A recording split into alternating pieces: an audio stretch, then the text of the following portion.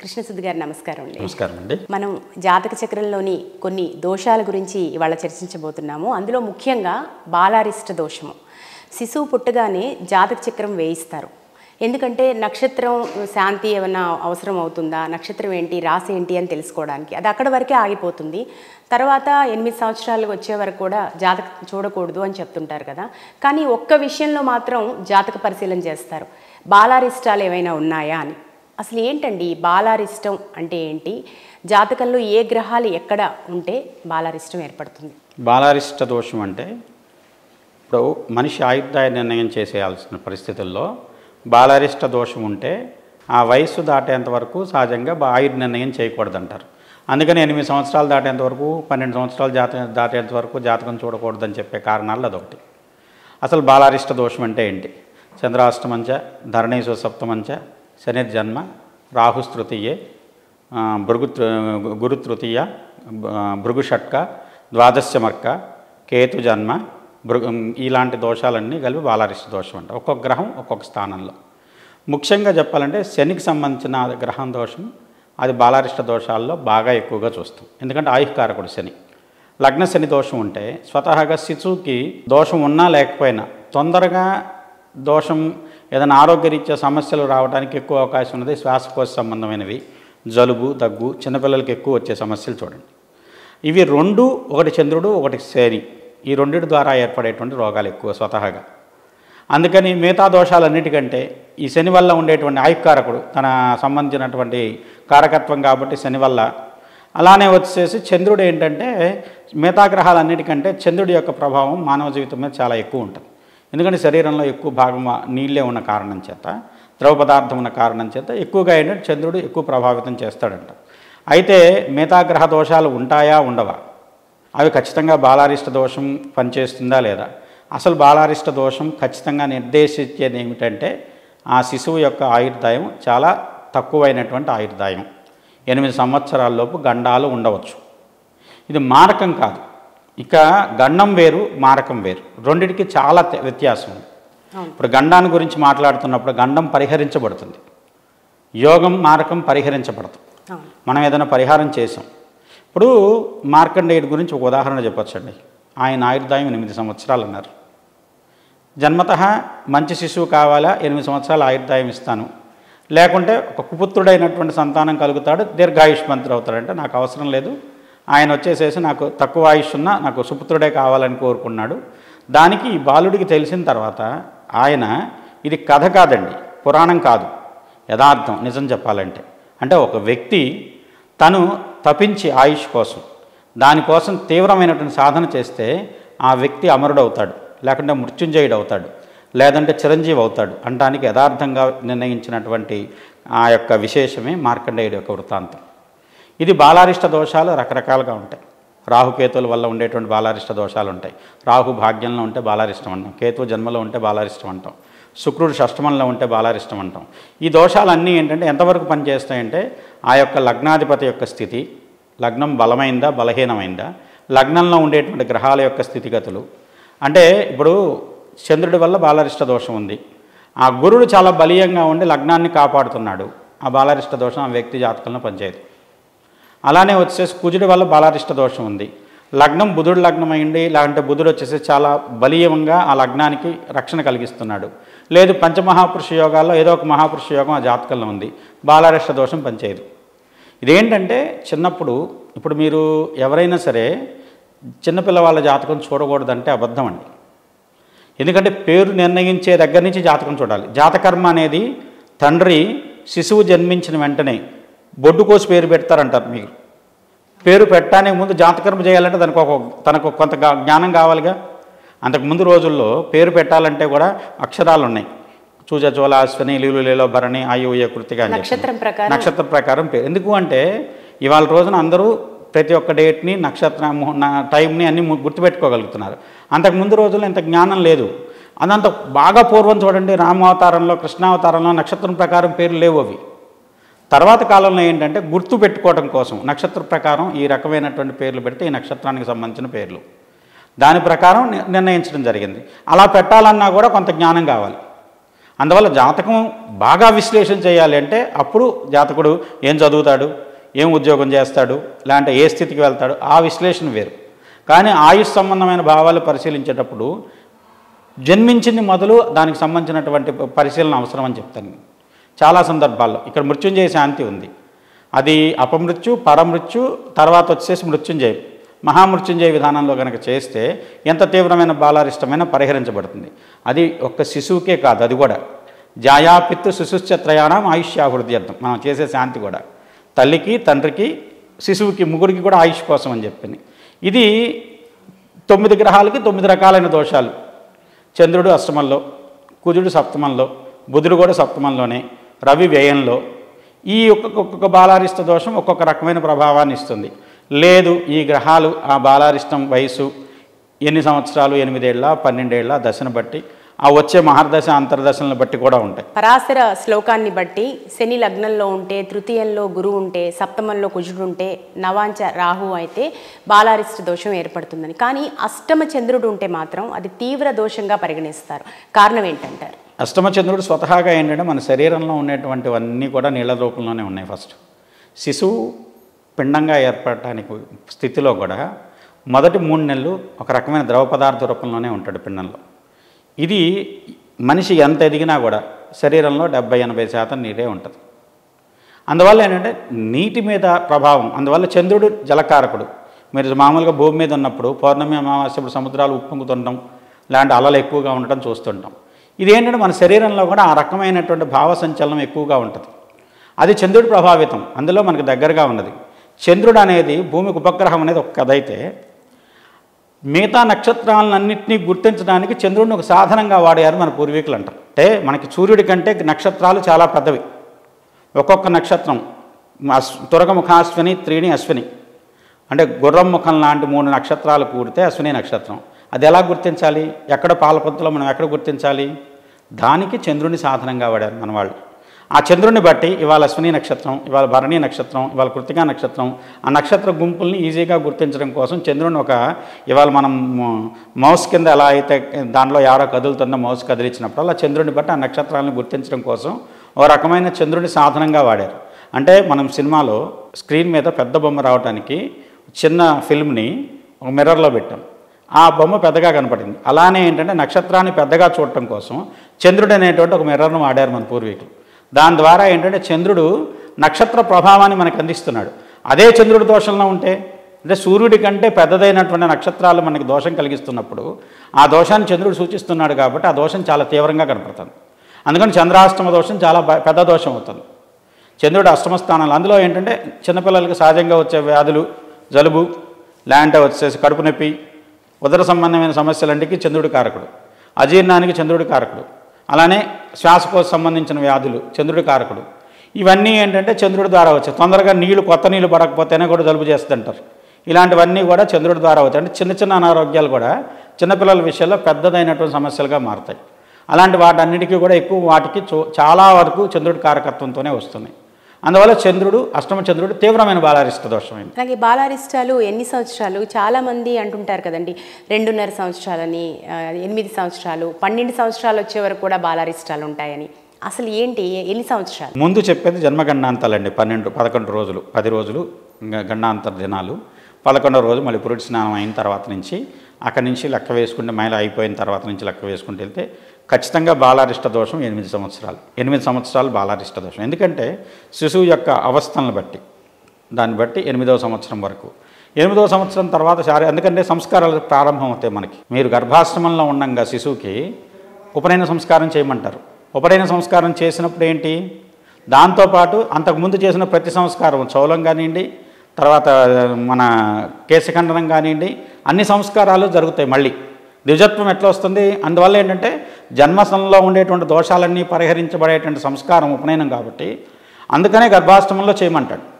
దీంట్లో మళ్ళీ ఏంటంటే బ్రాహ్మణులైతే గర్భాష్టమంలోను, క్షత్రియులైతే అష్టమ స్థానం 9వ సంవత్సరంలోను, మిగతా 10, 11, 10వ సంవత్సరం తర్వాత అసలు మీరు చేసినా చేయకపోయినా తప్పేం చెప్తున్నాడు. పరిస్థితిని చేసుకుందే నీకు అర్హత రావట్లేదు.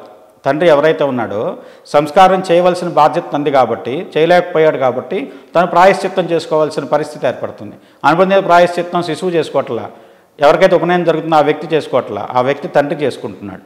అంటే చేయాల్సిన బాధ్యత, సంస్కరించాల్సిన బాధ్యత తండ్రిది. ఎప్పుడైతే నీకు సంస్కారం జరిగిందో ఆ దోషాలన్నీ చాలా వరకు పరిహరించబడతాయి.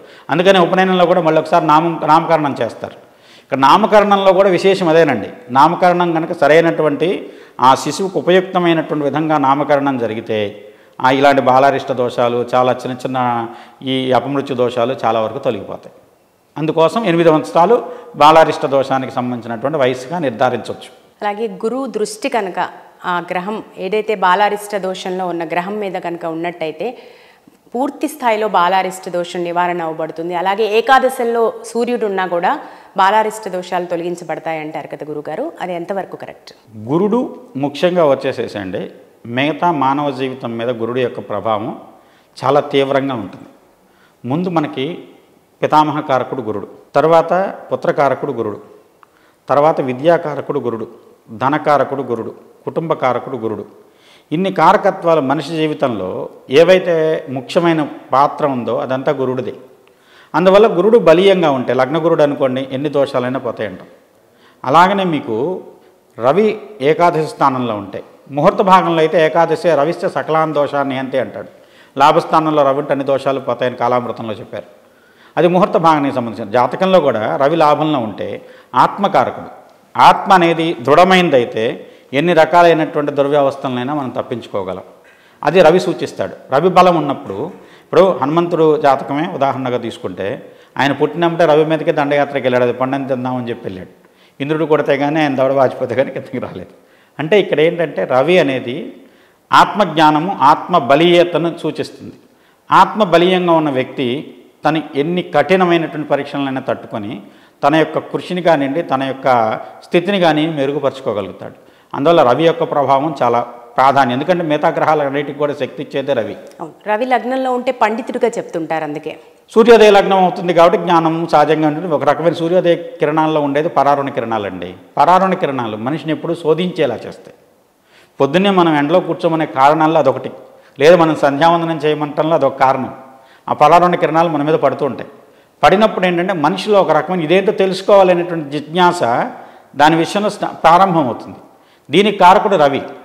రవి ఒక్క మీకు ఆత్మకారకుడే కాదు, మనకి అష్టసిద్ధులు ఇవ్వటానికి కూడా రవి కారకుడు అవుతాడు. ఒక జాతకంలో బాగా సిద్ధి పొందాడనడానికి కూడా ఆత్మబలం లేకుండా అవేమీ సాధ్యపడదు. అందువల్ల రవి యొక్క ప్రభావం చాలా బలీయంగా ఉంటుంది. అందువల్ల రవి మనకు మిగతా గ్రహాలకే కాదు, మనకు ఓజస్సు తేజస్సు అన్నీ ఇచ్చేది రవి. మీకు ఒక్క సూర్య నమస్కారాలతోనూ అరుణపారాయణతో కానీ ఎన్ని తీవ్రమైన సమస్యలను కూడా దాటిన వాళ్ళు చాలామంది ఉన్నారు. ముఖ్యంగా మనకు గురుచరిత్రలో శ్రీపాద శ్రీవల్లభుడు పూర్తి సూర్యారాధనతోనే ఆయన జీవించాడు. సూర్యుడి దగ్గర నుంచి ఆయన అష్టసిద్ధులు పొందాడు, అష్టసిద్ధుల్ని పంచాడు ఆయన. అంత విశేషం సూర్యుడి శక్తి. కాబట్టి రవి యొక్క ప్రభావం చాలా బలంగా ఉంటే, అనుకూలంగా ఉంటే ఎంత తీవ్రమైన బాలారిష్టమైనా పరిహరించబడుతుంది. అందుకే సూర్యచంద్రులు బాగుంటే మొత్తం జీవితం బాగుంటుంది జాతకంలో అని చెప్తుంటారు కదండి. ఇకపోతే బాలారిష్టం నివారణకి, దోష నివారణకి ఏం చేస్తారు? అసలు ఎలాంటి పూజలు చేయాలి, ఏ దానాలు చేయాలంటారు, ఎలాంటి జపం చేసుకోవాలి? ఇక్కడ ప్రత్యేకంగా బాలారిష్టానికి ఇది ఒకటే అనేది నిర్దిష్టంగా చెప్పలేము. ఒకటి మృత్యుంజయ శాంతి. మృత్యుంజయ విధానంలో అపమృత్యు పరమృత్యు సహిత శ్వేతతండుల లవణ కార్పాస సహితంగా, అంటే లవణం అంటే ఉప్పు, బియ్యము, తర్వాత పత్తి గింజలు, ఇనపమేకు, వీటితో సహితంగా నువ్వులు దానం చేసినట్టయితే కొంతవరకు దానానికి పరిహారం, దోషానికి బాలారిష్ట దోషానికి పరిహారం కింద చెప్తున్నారు. కానీ ఇక్కడ ఈ దోషం పరిహారం వేరే గ్రహాలు ఉన్నప్పుడు గ్రహానికి తగ్గట్టుగా మార్చుకోవాల్సి వస్తుంది. ముఖ్యంగా వచ్చేసేసి మీకు ఏదైనా సరే అంటే బీజాక్షరాలు, మీరు ఒక్కొక్క గ్రహానికి ఒక్కొక్క బీజం ఉంది. అలానే ఒక్కొక్క బీజంతో ఒక్కొక్క గ్రహాన్ని మనం కంట్రోల్ చేయొచ్చు. కేవలం శబ్దం, మీరు ఫిజిక్స్ కూడా చెప్పేది sound and light, energy should be transform like sound and light. అంటే ఒక శబ్దాన్ని బట్టి దాంతో కొత్త శక్తి జనరేట్ అవుతుంది. ఆ జనరేట్ అయినటువంటి శక్తిని తరంగాల రూపంలో పంచుకుంటూ వెళ్తే అది ఎక్కడికి చేరాలో అక్కడికి చేరే సమయానికి నీకు ఆ రకమైనటువంటి దోషం ఏదైనా చంద్రుడి వల్ల దోషం ఉందండి. ఒక మృత్యుంజయంతో పాటు మన అమ్మవారిని కూడా తీసుకోవాలి. కుజుడి వల్ల దోషం ఉంది. శక్తికి సంబంధించినటువంటి అంటే అమ్మవారు దుర్గా కానివ్వండి, ఇలాంటి సుబ్రహ్మణ్యం కానివ్వండి, ఇలాంటి నారసింహ శక్తి కానీ. ఎందుకంటే నారసింహ శక్తి మృత్యువుకే మృత్యు ఆయన. కాబట్టి ఉగ్రం వీరం మహావిష్ణుం జ్వలంతం సర్వతోముఖం నృసింహం భీషణం భద్రం మృత్యు నమామ్యహం అంటున్నాం. మృత్యువుకే మృత్యువు, అలాంటి వాటికి దాన్ని వాడుకోవాలి. గురుడికి సంబంధించిన దోషం ఉంది, నమ్మకపారాయణతో సాధ్యపడుతుంది. శనికి సంబంధించిన దోషం ఉంది, బాలారిష్ట దోషం, అది చమకపారాయణతో సాధ్యపడుతుంది. రాహుకి సంబంధించిన దోషం ఉంది, దుర్గతో సాధ్యపడుతుంది. బుధుడికి సంబంధించిన దోషం ఉంది, విష్ణువుతో సాధ్యపడుతుంది. తర్వాత అమృతేశ్వరి మంత్రం ఉంటుంది. ఇవి ఏంటంటే ఆ వ్యక్తి జాతకం నిర్దిష్టంగా ఏ యొక్క దోషంతో కారణమైంది, దానికి దోష కారణమైనటువంటి గ్రహం ఎవరు, దాంతోపాటు ఇంకే గ్రహాలకు సంబంధం ఉంది. ఒక గురుదృష్టి లగ్నం మీద ఉంటే చాలా వరకు బాలారిష్టాలు పోతాయంటాం. గురుడు లగ్నం నుంచి పంచమంలో ఉన్నా గురుదృష్టి ఉంటుంది, భాగ్యంలో ఉన్నా గురుదృష్టి ఉంటుంది, లగ్నంలో ఉన్నా ఉంటుంది, సప్తమంలో ఉన్నా ఉంటుంది. కాబట్టి ఈ 4 స్థానాల్లో కోణాల్లో గురుడు ఉండి సప్తమ కేంద్రంలో కూడా గురుడు ఉంటే కనుక బాలారిష్ట దోషం చాలా వరకు పరిహరించబడుతుంది అంటాం. ఇది ఇక్కడ బాలారిష్ట దోషం అంటే ఒక గ్రహం సప్తమంలో ఉన్నాడు కుజుడు, అమ్మ బాలారిష్టం ఏదో అయిపోతుందని బాధపడద్దు.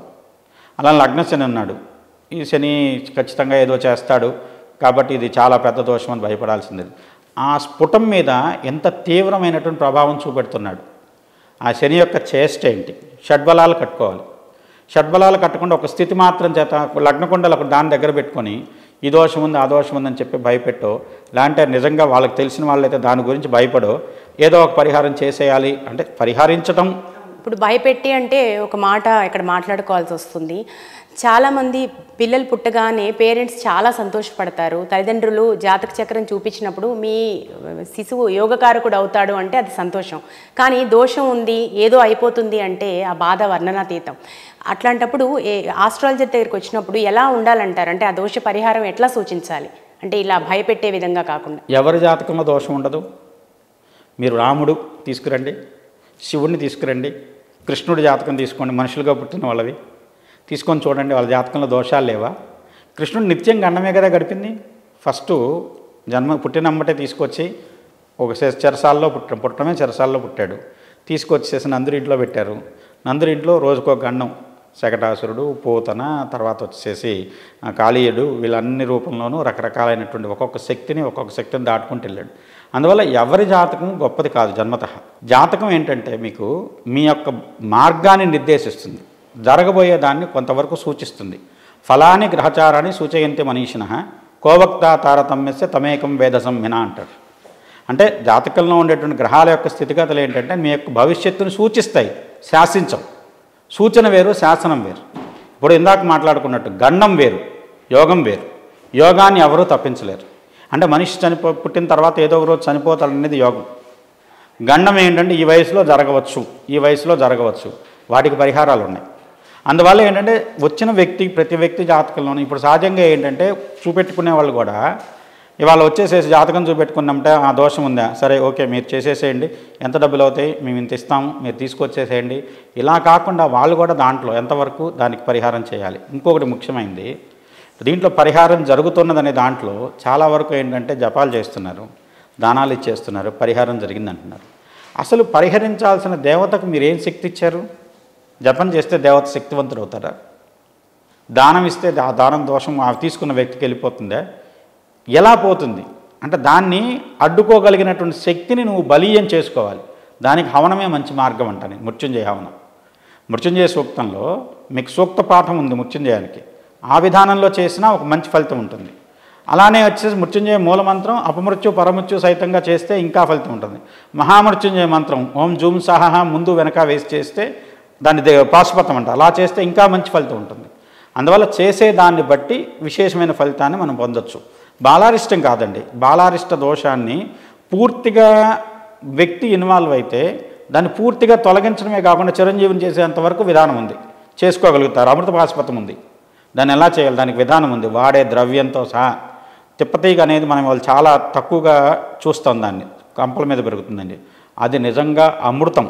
ఆ తిప్పతీగతో కలిపి మృత్యుంజయ మంత్రాన్ని కనుక చేస్తే మనిషి శరీరంలో చొచ్చుపడిన అవయవాలన్నీ కూడా పూర్తి జీవశక్తిని పొందగలుగుతాయి. అంటే మన శరీరంలో ప్రతి ఒక్క నాడిలోంచి ప్రవహించేటువంటి శక్తి ఏదైతే ఉందో అది పూర్తి జాగృతం అవుతుంది దాంతో చేసిన హోమం వల్ల. అంత విశేషమైన ఔషధాలు మన చుట్టూ పెట్టుకొని మనం దాన్ని పట్టించుకోవటం లేదు. కరోనా వచ్చింది, దాని గురించి అందరికీ తెలిసింది. ఒకళ్ళు గుడూచి అన్నారు, ఇంకోళ్ళు గిలాయ్ అన్నారు, తిప్పతీగ అన్నారు, లాంటి అమృతవల్లి అన్నారు, ఈ పేరుతో పిలిచి దాన్ని విపరీతంగా వాడుకలోకి తీసుకొచ్చారు. ఇవాళ మనకు చాలామందికి వాళ్ళు వాడే మందుల్లో తిప్పతీగ చాలా ప్రధానమైనటువంటి మందు ఆయుష్ కోసం అనే దాని విషయం చాలామందికి తెలియదు. కానీ దానివల్ల ఏంటంటే మనకు పూర్వీకులు ఎప్పుడో చెప్పారు, షష్ఠపూర్తి కల్పం మొత్తం తిప్పతీగతోనే చేయమన్నాడు. ఇంత విశేషమైనటువంటి యోగాలు ఇచ్చే ఔషధాలు మన చుట్టూ ఉన్నాయి. వాటిని జాగ్రత్తగా వాడుకుంటే అంత మంచి ఫలితాలు వస్తాయి మనకి. వాడుకోకపోవడం మన తప్పు. ఇంకోటి జ్యోతిష్యులు కానీ లాంటి వ్యక్తులు కానీ ప్రతి ఒక్క దోషాన్ని భూతద్దంలో చూసి భయపడద్దు. ప్రతిదానికి పరిహారం ఉంది. పరిహారం నువ్వు చేయగలుగుతావా లేదా అనేదాన్ని నీ స్థితిని బట్టి ఉంటుంది. అది నువ్వు సొంతగా చేసుకునే విధానాలు కూడా ఉన్నాయి. ఇప్పుడు మంత్రం ఉంది, అన్నీ చదవలేము. ఇప్పుడు వాల్మీకి మహర్షి ఉన్నాడు, రామ అనే శబ్దం ఆయనకు పలకడం రాలేదు. అదే వాల్మీకి మహర్షి కొంతకాలం తర్వాత ఆది కావ్యాన్ని ఆయన చేత రాయించాడు భగవంతుడు. రామ అనేది రాక ఆయన మర మర మర మర మరామ ఆ విధంగా ఆ మాతో మొదలుపెట్టి రాకారంతో ఆయన పూర్తించాడు. అది ఆయన చాంటింగ్లోనే రామ శబ్దం కింద మారిపోయింది. అలానే ఏంటంటే ప్రతి విధానానికి డబ్బులతో కూడుకున్న విధానం ఉంది. అంటే కేవలం ఉంటే డబ్బులుంటేనే డబ్బులున్న వాళ్ళకే పరిహారాలు అని చాలామంది ఈ మధ్య మాట్లాడుతున్నారు. అది లేకుండా చేసుకునే విధానంలో నువ్వు జపం చేసుకోగలిగితే, ఎవరైతే శిశువు తండ్రి ఉన్నాడో తను కూర్చొని నిష్టగా ఏ కులంతో సంబంధం లేదు, ఎవరికి దాని మీద నమ్మకం ఉందో బ్రాహ్మలే చేయాలని ఎక్కడా నిర్దిష్టంగా చెప్పబడలేదు. కాబట్టి దాని మీద నమ్మకం ఉన్న వ్యక్తి దాన్ని కూర్చొని మృత్యుంజయ మంత్రం, అమ్మో చాలా పెద్దది, అసలు మృత్యుంజయ మంత్రం అర్థం తెలిస్తే ఎవరు చేయరండి. త్రయంబకం యజామహే సుగంధిం పుష్టివర్ధనం ఉర్వారుకమేవబంధనాత్ మృత్యోర్ముక్షమామృతాత్. దోస పండు ఎలా అయితే ఒక్కొక్క దాన్ని తెంచుకుంటూ బంధాన్ని ఒక్కసారిగా బాగా పండిన తర్వాత రాలి కింద పడుతుందో, అదేవిధంగా నా జీవితం అన్ని బంధాల నుంచి విముక్తి అయ్యి ఒక్కసారిగా ఎవరితో ఏ రకమైన ఇబ్బంది లేకుండా సుగంధిం పుష్టివర్ధనం జీవితం అలా వెళ్ళిపోవాలని కోరుతాం. కానీ అది మృత్యుంజయ మంత్రం ఎందుకు అవుతుంది అప్పుడు? కానీ మృత్యుంజయం ఎందుకయింది? దాంట్లో భావం ఏంటి? పండి రాలాలి. ఇప్పుడు పడిపోం, పిందెలా రాలిపోమని కాదు, కాయలా రాలిపోమని కాదు, పండు దోస పండు అయి రాలాలి. మీకు కొన్ని చోట్ల దోస యజ్ఞం అని చేస్తారు. మీకు అది దానికి సత్రయాగం అని కూడా పేరు. 3 నెలలు చేస్తారు. మొదటి రోజు భూమిని దున్ని దోస గింజలు వేస్తారు. తీగ వచ్చి కాయ అయ్యి ఆ పండు రాలిన దాకా హోమం చేస్తూనే ఉంటారు, నిత్యం యజ్ఞం. అది 3 నెలలు చేస్తారు కనీసం. అలా జరిగితే ఆ యజ్ఞం ఎవరైతే సత్రయాగం చేస్తాడో ఆ వ్యక్తి సిద్ధపురుషుడు, ఆ వ్యక్తికి అసాధ్యమైనటువంటిది ఏమీ ఉండదు. అంత విశేషమైనటువంటి యోగం దోసపండులో ఉంటుంది. కొన్ని హోమాల్లో దోసపండుని ఖచ్చితంగా వేయమని చెప్తాం, పండుని, కాయని కాదు. అలా వేస్తే దీనికి ఏంటంటే ఇవన్నీ కూడా చదవలేము. అప్పుడు ఏం చెప్పాలి? ఓం హౌం జూం సహహ, హౌం జూం సహహ, హౌం జూం సహహ. ఇది ఒక మృత్యుంజయ మంత్రమే. ఈ 3 అక్షరాలు పలకడం కష్టమండి. సరే, ఇది కూడా కష్టం ఉన్న అప్పుడు చేయించుకోండి ఎవరో ఒకరి చేత. అసలు ఏ జపమైనా కూడా మనం చేసిన దానికి ఇతరులతో చేపించిన దానికి చాలా తేడా ఉంటుంది. వారు స్వతహాగా చేసుకుంటే ఆ ఫలితం 100% ఉంటుంది అంటారు. నేను చేయలేను కాబట్టి మీరు చేసి పెట్టండి. అస్మదర్థం భవంత కుర్వంతో మహంతోను గృహంతో. నేను చేయలేను, నాకు ఆ మంత్రమో లాంటి దాని ఉపదేశమో ఇంకోటో లేదు కాబట్టి వచ్చేసి మీరు చేయండి నా కోసం, నా బదులు చేసే ఫలితాన్ని నాకు ఇవ్వండి అని ఆ వర్ణ తీసుకునేటప్పుడు మేము ఆ వ్యక్తి చెప్పే మాట అర్థమే అది. అందువల్ల చేసుకోగలిగితే ఖచ్చితంగా వాళ్ళు చేసుకోవడమే కరెక్ట్. ఇంకొకటి 10 రోజులు శిశువు జన్మించింది మొదలు 10 రోజులు జన్మ గండాంతాలు అంటాం.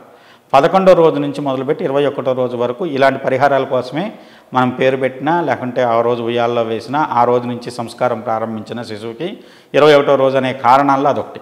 ఆ శిశువు పుట్టిన నక్షత్రం మళ్ళీ తిరిగి వచ్చే లోపు 27 రోజులకు వస్తుంది. 21వ రోజు అనుకునే కారణాల్లో 21 శివసంఖ్య అండి. మీరు గణపతికి కూడా ఏకవంశ నామాలతో పూజ ఉంది. ఎందుకు? ఆయన శివస్వరూపంగా మారాలని. శివుడు అంటే ఏం లేదండి, జీవమే శివుడు.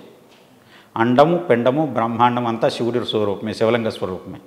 అందుకని ఏంటంటే శివుడు ప్రాణకారకుడయ్యాడు, శివుడు ఆయుష్కారకుడయ్యాడు, శివుడు ప్రాణప్రదాత అయ్యాడు, లయకారకుడయ్యాడు. ఆయన లయకారకుడు అంటూనే మృత్యు ఆయుష్ కోసం శివుని ప్రార్థించమని ఎందుకు చెప్తున్నామంటే ఆ జీవస్వరూపమే శివలింగం. మీకు ఆ యూనివర్స్ మొత్తం అదే రూపంలో తిరుగుతుంది, స్థిరంగా లేదు. భూమి చూసిన ఆకారం, సూర్యుడి ఆకారం చూసినా, చంద్రుడి ఆకారం చూసినా ఇవన్నీ శివలింగ ప్రామాణికంగానే ఉన్నాయి. కాబట్టి జీవస్వరూపం ఏమిటంటే శివలింగమే. అందువల్ల శివలింగానికి చేయండి మీరు, దానికి మృత్యుంజయ రూపంలో శివుడిని ఆరాధించండి, అద్భుతమైన ఫలితాలు ఉంటాయి. ఖచ్చితంగా మార్కండేయుడే ఉదాహరణ. అది కేవలం పుక్కిటి పురాణం అయితే కాదు, మార్కండేయుడు అందరికీ కూడా ఒక లైవ్ ఎగ్జాంపుల్ మార్కండేయుడు అనేది. అంటే ఇవాళ నాకు మార్కండేయుడు ఉన్నాడు అనేది నాకు చూపెట్టండి అని అడుగుతారు చాలామంది. కానివ్వండి, నీకు కనపడాల్సిన అవసరం ఆయనకే ఉంది. అలా అనుకోండి. ఇవాళ మోడీకి మనకు ఎదురుగుండా ప్రధాని అని చెప్తున్నాం, మీరు వాళ్ళు రమ్మని వచ్చి నా ముందు కనపడండి, ఆయన రుచి కనపడతాడా? ప్రధానమంత్రి మీకు తెలుసు కదా, మోడీ ప్రధానమంత్రి ఢిల్లీలో ఉన్నాడు, లేకుంటే వచ్చేసి ఆయన ఎక్కడన్నా వేరే ప్రాంతానికి వెళ్తే ఆ ఊరిలో ఉన్నాడు. ఏది ఆయన నాకు వచ్చి కనపడమని అప్పుడు ఒప్పుకుంటానంటే కనపడతాడు వచ్చి ఆయన? మూర్ఖంగా వాదన చేయడానికి బాగానే ఉంటుంది ఇది, కానీ దాన్ని నిదానంగా ఆలోచిస్తే అది కరెక్ట్ కాదు. ఎందుకంటే నిజంగా మార్కండేయుడు కానివ్వండి, అలానే పరశురాముడు కానివ్వండి, అలానే రామావతారంలో 3, కృష్ణావతారంలో 3, వీళ్ళు చిరంజీవులుగా ఉన్నారు. వీళ్ళని ఆదర్శంగా తీసుకొని వాళ్ళ జీవిత విధానాన్ని మనం కనుక గడపగలిగితే ఆయుష్ సంబంధమైనది ఏ దోషమైనా పోతుంది, అఖండమైనటువంటి ఆయుష్ను పొందగలుగుతారు. చాలా చక్కగా చెప్పారండి. బాలారిష్టాలు ఉన్నాయని ఎవ్వరూ భయపడాల్సిన అవసరం లేదు. చక్కగా మీరు చెప్పినట్టుగా నిష్ఠతో పరిహారాలు కనుక చేసుకుంటే ఎంతటి దోషాన్నైనా నివారించి ఈవెన్ అల్పాయుష్యులైనా సరే పూర్ణాయుష్కులు అయ్యే అవకాశం ఉంది అని చాలా చక్కగా తెలియజేశారు గురువుగారు. ఇక మనం రెండవ దోషంగా తీసుకుంటే కాలసర్ప దోషం. ఎక్కడ చూసినా కూడా ఈ మధ్య రాహుకేతు పూజలు చూస్తున్నాం మనం. అటు కాళహస్తి వెళ్ళినా, లేకపోతే అక్కడికి వెళ్ళలేని వాళ్ళు ఇంటి దగ్గర ఏదైనా అమ్మవారి గుళ్ళల్లో కూడా చాలా చోట్ల చేస్తున్నారు. ఎక్కడ చూసినా ఈ కాలసర్ప దోషం అనే మాట ఎక్కువగా వినపడటానికి కారణం ఏంటి? ఎక్కువ జాతక చక్రాల్లో కాలసర్ప దోషం ఉంటుందంటారా? అసలు ఎట్లా ఏర్పడుతుంది? ఏ భావాల్లో ఈ రాహుకేతుల ద్వారా దోషం ఏర్పడుతుందంటారు? కాలసర్ప దోషాన్ని విశ్లేషణ చేయడానికండి ఇదొక్కటే అని బేస్ చేసుకోవడానికి ఏం లేదు. రాహుకేతువుల మధ్యలో మిగతా బింబగ్రహాలు, తారాగ్రహాలు, రవ్యాది సప్తగ్రహాలు రాహుకేతువుల మధ్యలో ఉంటే కాలసర్ప దోషం అంటారు. అంటే రాహు నుంచి అగ్రే రాహు రథే కేతు అని చెప్తాడు. అంటే పై భాగంలో రాహు ఉండి కింద భాగంలో కేతు ఉండి ఈ రెండిటి మధ్యలో, అంటే జాతక కుండల్లో కూడా ఒక సగభాగంలోనే ఉంటాయి. రాహుకేతువులు అనేది 2 నోడ్స్ అండి, అంటే ఛాయాగ్రహాలు. ఒకదానికొకటి 180 డిగ్రీల దూరంలో ఉంటారు. రాశిచక్రం మొత్తం కలిపి 360 డిగ్రీలు.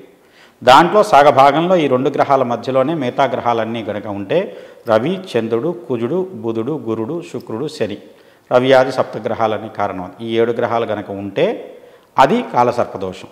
దీంతో పాటు ఇక్కడ పంచమ రాహు సర్పదోషం, అలానే పంచమ కేతు సర్పదోషం, కుజుడు రాహు కలిసిన అదొక సర్పదోషం, అలానే చంద్రుడు రాహు కలిసిన అదొక సర్పదోషం, గురుడు రాహు కలిసిన అదొక సర్పదోషం.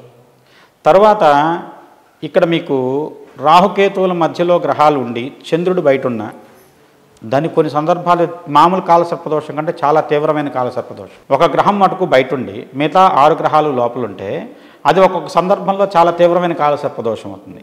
అయితే ఇవాళ చాలా చాలా విజయవంతమైన వ్యక్తుల జాతకాల్లో కాలసర్పదోషం ఉంది. మన మెగాస్టార్ చిరంజీవి గారి జాతకంలో ఉంది, చంద్రబాబు గారి జాతకంలో ఉంది, అలాగనే వచ్చేసి రతన్ టాటా గారి జాతకంలో ఉంది. వాళ్ళకి గొప్పవాళ్ళు కాలేదా? అంటే వాళ్ళ జీవితంలో ఇబ్బందులు లేవా అంటే ఇబ్బందులు ఉన్నాయి. అసలు జీవితం ఇబ్బంది వచ్చినప్పుడే నీలో ఉన్నటువంటి శక్తి ఏంటో బయటకు వస్తుంది. ఆ ఇబ్బంది నువ్వు అధిగమించడానికి ఏ మార్గాన్ని ఎంచుకున్నావో ఆ మార్గం 10 మందికి ఆదర్శం అవ్వాలి. అలా నువ్వు కనుక దాన్ని సాధించగలిగితే ఎంత పెద్ద దోషమైనా సరే మన ముందు తల ఉంచుతుంది. కాలసర్ప దోషాల్లో చాలామంది చెప్పేది, కాలసర్ప దోషం ఉంటే మీ జాతకంలో ఇది రాహు వల్ల ఉండేటువంటి దోషం, ఏమీ చేయలేరు, లేదు కొన్నేళ్ల వరకు మీ జీవితంలో ఏమీ జరగవు, శూన్యం, కాబట్టి మీరు ఏ పని చేసినా పని అవ్వదు, మీకు ఉద్యోగం రాదు, పెళ్ళి అవ్వదు, సంతానం కలగదు, ఇలా ఎన్నో రకాలైన సమస్యలు చెప్తుంటారండి. ఇవన్నీ యథార్థమా? అదే దోషం ఉన్న వ్యక్తి ఇంకో వ్యక్తి వచ్చేసేసి చాలా మంచి జీవితాన్ని గడుపుతున్నాడుగా. ఆ వ్యక్తి జాతకంలో ఇదే దోషం ఇక్కడ ఉండి ఆ వ్యక్తి జాతకంలో అదే దోషం ఉన్నప్పుడు ఆ వ్యక్తి దాన్ని ఎలా అధిగమించగలిగాడు, నువ్వు ఎలా అధిగమించలేకపోతున్నావు? ఇవన్నీ ఏంటంటే ప్రతి దానికి ఒక ప్రతిబంధకం ఉంది. ఆ ప్రతిబంధకాన్ని దాటడం కోసం నువ్వు సరైన మార్గాన్ని ఎంచుకుంటే ప్రతిబంధకాన్ని దాటగలుగుతావు. అవి ఇప్పుడు నీ మీద ఏ వ్యక్తి గ్రహాలు పనిచేస్తున్నాయో నీతో పాటు పుట్టిన అదే వ్యక్తి మీద అవే గ్రహాలు పనిచేసినాయి. కొన్ని బలహీనతలు నిన్ను లొంగ తీసుకునే ఆ వ్యక్తి లొంగలేదు ఆ బలహీనతలకి. ఆ వ్యక్తి వాటిని అధిగమించి ముందుకెళ్ళగలిగాడు, తర్వాత ద్వారా విజయాన్ని పొందగలిగాడు. ఇంకా చాలామంది మాట్లాడేది, ఈ రాహు మీకు లగ్నంలో ఉన్నాడు, మీ క్యారెక్టరే ఇది, మీకు అసలు బాగుండదు, లేదంటే వచ్చేసి మీరు అసలు మంచివాళ్ళు కాదు అంటే క్యారెక్టర్ అసాసినేషన్ కూడా జరుగుతుంది దాని మూలకంగా. అంటే మిగతా గ్రహాలు, వాటి గ్రహస్థితులు, వాటి యొక్క ప్రభావాలు అన్నీ శూన్యమైపోయినాయని చెప్పి మాట్లాడుతున్నారు. ఇది ఒక్కొక్క సందర్భంలో ఒక్కొక్క యోగానికి ఒక్కొక్క సంబంధమైనటువంటి దోషానికి తీవ్రమైన ప్రాచుర్యం వస్తుందండి. ఎందుకు వస్తుంది అనే దానికి గ్రహ సంబంధమైనటువంటి స్థితిగతులు కూడా ప్రభావం చూపెడతాయి, దాన్ని కూడా ఒప్పుకొని తీరాలి. దాంతోపాటు ఆ యొక్క గ్రహాలతో పాటు మనుషుల్లో కూడా ఒక రకమైనటువంటి కొంతకాలం చూడండి ఎక్కడ చూసినా ఆంజనేయ స్వామి పూజలే చేశారు. ప్రతి ఊళ్ళోనూ ఆంజనేయ స్వామి పెద్ద పెద్ద 25 అడుగులు, 100 అడుగులు, 108 అడుగులు, 120 అడుగులు అట్లా విగ్రహాలు కట్టారు. కొంతకాలం అలా అమ్మవారి విగ్రహాలే కట్టారు ప్రతి ఊళ్ళో. కొంతకాలం ఇప్పుడు చాలా కాలం చూస్తే మీరు గమనిస్తే కనుక ప్రతి ఊళ్ళోనూ సర్ప సంబంధమైన విశేషాలు, సర్ప పూజలు లేకుండా నాగప్రతిష్ఠలు విపరీతంగా జరుగుతున్నాయి. ఏమిటి దీనికి కారణం అనేది కనుక గమనిస్తే మీరు గమనించిన గ్రహాల్లో యురేనస్, నెప్ట్యూన్, ప్లూటో. యురేనస్ అంటే ఇంద్రుడు. ఇంద్రుడు అనేది దేవతల రాజు. నెప్ట్యూన్ అంటే వరుణుడు, జల సంబంధమైనటువంటి గ్రహం. జలాలన్నీ తన ఆధీనంలో ఉంటాయి. ప్లూటో అంటే యముడు. యముడు ఏంటంటే పరేంగిత జ్ఞానం, మన ఇంద్రియాలకు అందని జ్ఞానాన్ని, దాన్ని ఏదో ఒక రూపంలో మనని ప్రేరేపిస్తాడు. అలాగనే ఏంటంటే కొన్ని శక్తులు ఉంటాయి, యోగిని శక్తి అంటాం, నవగ్రహాలను మించిన శక్తి. ముందు భూమి చుట్టూ వచ్చేసేసి గ్రహమండలం, దానిపైన నక్షత్ర మండలం, దానిపైన దేవతా మండలం, దానిపైన ఇంకా బ్రహ్మలోకం, దానిపైన వచ్చేసి విష్ణులోకం, దానిపైన రుద్రలోకం, దానిపైన గోలోకం, ఇలా చెప్పుకుంటూ వెళ్తే దీంట్లో ఏదో ఒక శక్తి తీవ్రంగా మనిషి యొక్క ఎక్కువ మందిని మాస్ హిప్నటైజ్ లాంటిది జరుగుతుంది. అది నేను గమనించిన దాంట్లో మామూలుగా వెస్ట్రన్ ఆస్ట్రాలజీలో కూడా ఉంటుంది. ఫ్లూటో ప్రభావం ఉన్నప్పుడు కొన్ని ప్లేసెస్కి కొన్ని గ్రహాలు వచ్చినప్పుడు ఆ యొక్క గ్రహాల ప్రభావం ఫ్లూటో, ఎందుకంటే ఒక్కొక్క రాశిలో 25 ఏళ్ళు ఉంటాడు. ఆ సమయం మొత్తం కూడా అటువైపే లీడ్ చేస్తుంది. మీరు కొన్ని సమయాల్లో చూడండి, ఒకనొక టైంలో ఎక్కడ చూసినా సరే ఏదో ఒక పాయిజనస్ బైట్స్ కానివ్వండి, విష కాట్లు, పాము కాటేసిని అలా ఇటు అవనగడ్డ సైడ్లో అని, లేకుంటే ఎక్కడైనా వచ్చేసి కల్తీ మద్యంలో వచ్చేటువంటి దాని వల్ల విష ప్రమాదాల వల్ల వచ్చేటువంటి ప్రమాదాలు, లేదంటే కొన్నాళ్ళ క్రితం చూస్తే కనుక పాయిజనస్ గ్యాసెస్ వైజాగ్ సరౌండింగ్స్లో కోస్ట్ ఎక్కువ కంటిన్యూగా జరుగుతూ ఉన్నాయి. ఎందుకు జరుగుతున్నాయి? దీనికి కారణం ఏమిటి అంటే ప్లూటో అనేది మరణ హేతువుని ప్రేరేపిస్తుంటాడు. ఆ ప్రేరేపించే హేతువు ఏదైతే ఉందో ఒక్కొక్కసారి ఒక్కొక్క దాన్ని ప్రేరేపిస్తాడు. అలానే ఏంటంటే ఈ సర్పశక్తి అనేది ఏంటంటే మన కింద ఉండేటువంటి పాతాళ లోకాలు, భూమి లోపల ఉండేటువంటి 7 లోకాలు, అతల, వితల, సుతల, తలాతల, రసాతల, మహాతల, పాతాళ, సప్తలోకాన మధోభాగే అంటున్నాం. ఈ 7 లోకాల్లో మన భూమి కింద నాగులు ఉంటున్నారు. అంతకుముందు రోజుల్లో మనం భూమిని తవ్వితే వ్యవసాయం కోసం తవ్వేవాళ్ళం. ఇవాళ రియల్ ఎస్టేట్ కోసం కొన్ని వేల ఎకరాలను తవ్వుతున్నాం. ప్రతినిత్యం పుట్టలను కొట్టేస్తున్నాం, చెట్లను కొట్టేస్తున్నాం, అనవసరమైన కారణం లేకుండా. ఇప్పుడు అంతకుముందు ఏదో పేరుతో వ్యవసాయం జరుగుతున్న భూమి కూడా రియల్ ఎస్టేట్ పేరుతో వెంచర్లు వేసి విడగొట్టిన తర్వాత దాని వ్యవసాయము లేదు, చేసేవాడు చేయడు, కొన్నవాడు చేయలేడు. అలా ఒక రకమైన బీడు పడిపోతున్నాయి భూములు. తద్వారా ఏంటంటే ఆ భూముల్ని చదును చేసే మార్గంలో కొన్ని రహస్యమైనటువంటి మార్గాలు కానివ్వండి, పాతాళ లోకానికో నాగులు తిరగటానికి, భూమిపై నువ్వు సంచరించడానికి ఎలా అయితే రోడ్లు వేసుకున్నావో భూమి లోపల కొన్ని నాగులు కానివ్వండి, వాటికి కొన్ని మార్గాలు ఉంటాయి, అవన్నీ మూసుకుపోతున్నాయి. తద్వారా వాటి యొక్క శాపం మనుషుల మీద ప్రభావం కనపడుతుంది. ఇలాంటి వాటికి కారణమవుతున్నటువంటి కాలసర్ప దోషాలు మామూలుగా అయితే మన శాస్త్ర ప్రకారం ముఖ్యంగా 12 రకాలు చెప్తున్నాం. ఎందుకు? రాహుకేతులు స్థితిని ఆధారంగా చేసుకుని, లగ్న రాహు ఉంటే అనంతుడు, తర్వాత వచ్చేసి ద్వితీయ రాహు ఉంటే వచ్చేసి అది వచ్చేసేసి ద్వితీయ రాహు వల్ల ఉండేటువంటి మన వాసుకి సంబంధించిన సర్పదోషం అని చెప్పేసి, అలానే శంఖపాల సర్పదోషం అని, తర్వాత కర్కోటక నామ సర్పదోషం, కర్కోటకో నామ సర్పో యో దృష్టి విష ఉచ్యతే. దిష్టి దోషం ఉన్నటువంటి సర్పదోషం ఏదైతే ఉందో అది కర్కోటకుడు. నువ్వు చేసే తప్పుల వల్ల నీకు కలిగే దోషం వచ్చేసి శంఖపాల దోషం. దేవతా శాపం వల్ల కలిగేది వచ్చేసి అదొక సర్పదోషం. మన శివశాపం వల్ల కలిగేది అదొక సర్పదోషం. శివాలయాలని వాళ్ళు విచక్షణారహితంగా కొట్టేస్తున్నారు, శివ సంబంధమైనటువంటి భూములను ఆక్రమించుకుంటున్నాడు. మొత్తం ఆయనదే. ఇప్పుడు ఒక చోట శివుడు నవ్వుకుంటున్నట్ట. ఎందుకు నవ్వుకుంటున్నామని పక్కన నంది అడిగితే, ఇప్పుడు అందరూ రావాల్సింది నా చోటికి, రుద్రభూమికి. ఈ లోపల ఈ భూమిని అడుగుల్లోనూ గజాల్లోనూ లేకుంటే వచ్చేసి సెంట్రల్ రూపంలో పంచుకొని ఇది నాది అని అనుకుంటున్నారు.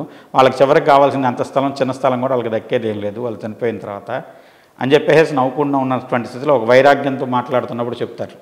ఇవన్నీ ఏంటంటే మనం చేసే పనుల ద్వారా వచ్చేటువంటి సర్పదోషాలు చాలా ఉన్నాయి. ఇది భూమిని ఆక్రమించిన రాజులు పొందారు. సామ్రాట్ అశోకుడి దగ్గర నుంచి సర్పదోషం ఉందని చెప్తారు. తర్వాత వచ్చేసి అక్బర్ జాతకంలో సర్పదోషం ఉందని చెప్తారు. ఇది మనిషి జీవితం మీద ఏ రకమైన ప్రభావం చూపెడుతుంది?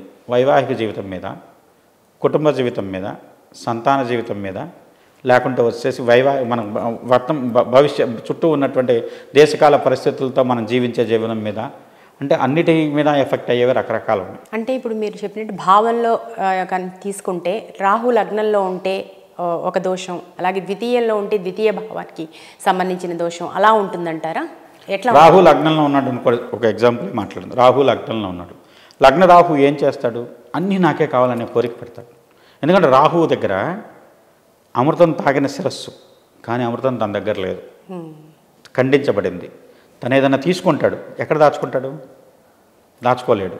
కానీ తీసుకోవాలనే కోరిక, దాచుకోలేడు కాబట్టి ఇంకా తీసుకోండి, ఇంకా తీసుకోవాలి, ఇంకా తీసుకోవాలని తీసుకుంటుంటారు. అంటే ఒక వ్యక్తి కోట్లు ఆర్జించాడు, అక్కడితో ఆగదు తృష్ణ.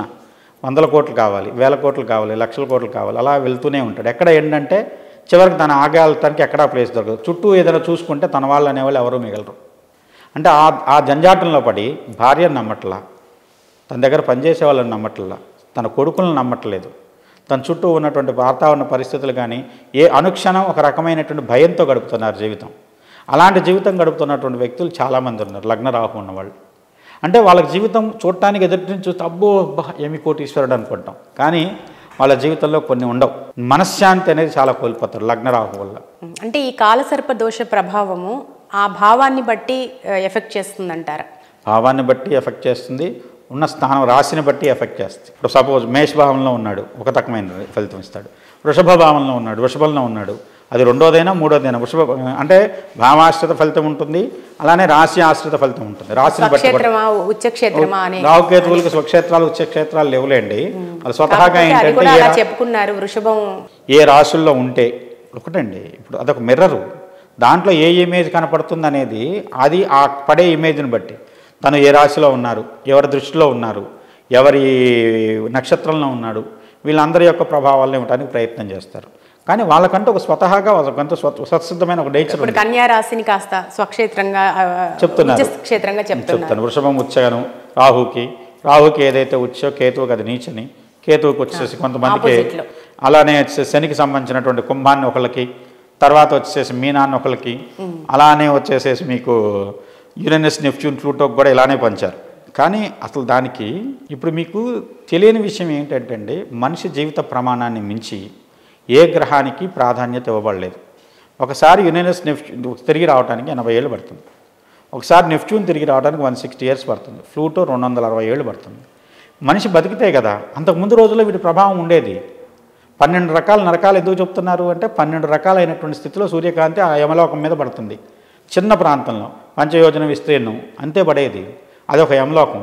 అది ఎడారి అవ్వచ్చు, ఒకసారి ఇంకో అడవి అవ్వచ్చు, ఇంకోసారి వచ్చే జలపాతం అవ్వచ్చు, ఏదైనా సరే చాలా పడేది. మన భూమి మీద సగం పడుతుంది, మిగతా కొన్ని గ్రహాలకి వెళ్ళి చివరి కక్షలో ఉన్న గ్రహం కాబట్టి ఇంతే పడుతుంది వాళ్ళ మీద కాంతి. ఆ కాంతి ఉన్నది ఆ కనపడే యమలోకం అదే. 12 రకాలైన యమలోకాలు ఉన్నాయి గరుడ పురాణం ప్రకారం. 12 రకాల యమలోకాలు నెలకు ఒకటి చొప్పున అనుకోండి, దాన్ని బట్టి ఆ యొక్క ప్రభావం మన మీద ఉంటుంది. అలానే రాహుకేతులు కూడా 12 రాసులు, 12 రాసుల్లో ఉండే 12 భావాలు. అది ఏ భావం అయింది, ఏ రాశి అయింది. లగ్న రాహు ఉన్నాడు, ఒక వ్యక్తి ఆడవైనా మగైనా కావచ్చండి. వైవాహిక జీవితానికి కట్టుబడి ఉన్నాడు అనుకోండి, గొడవలేదు.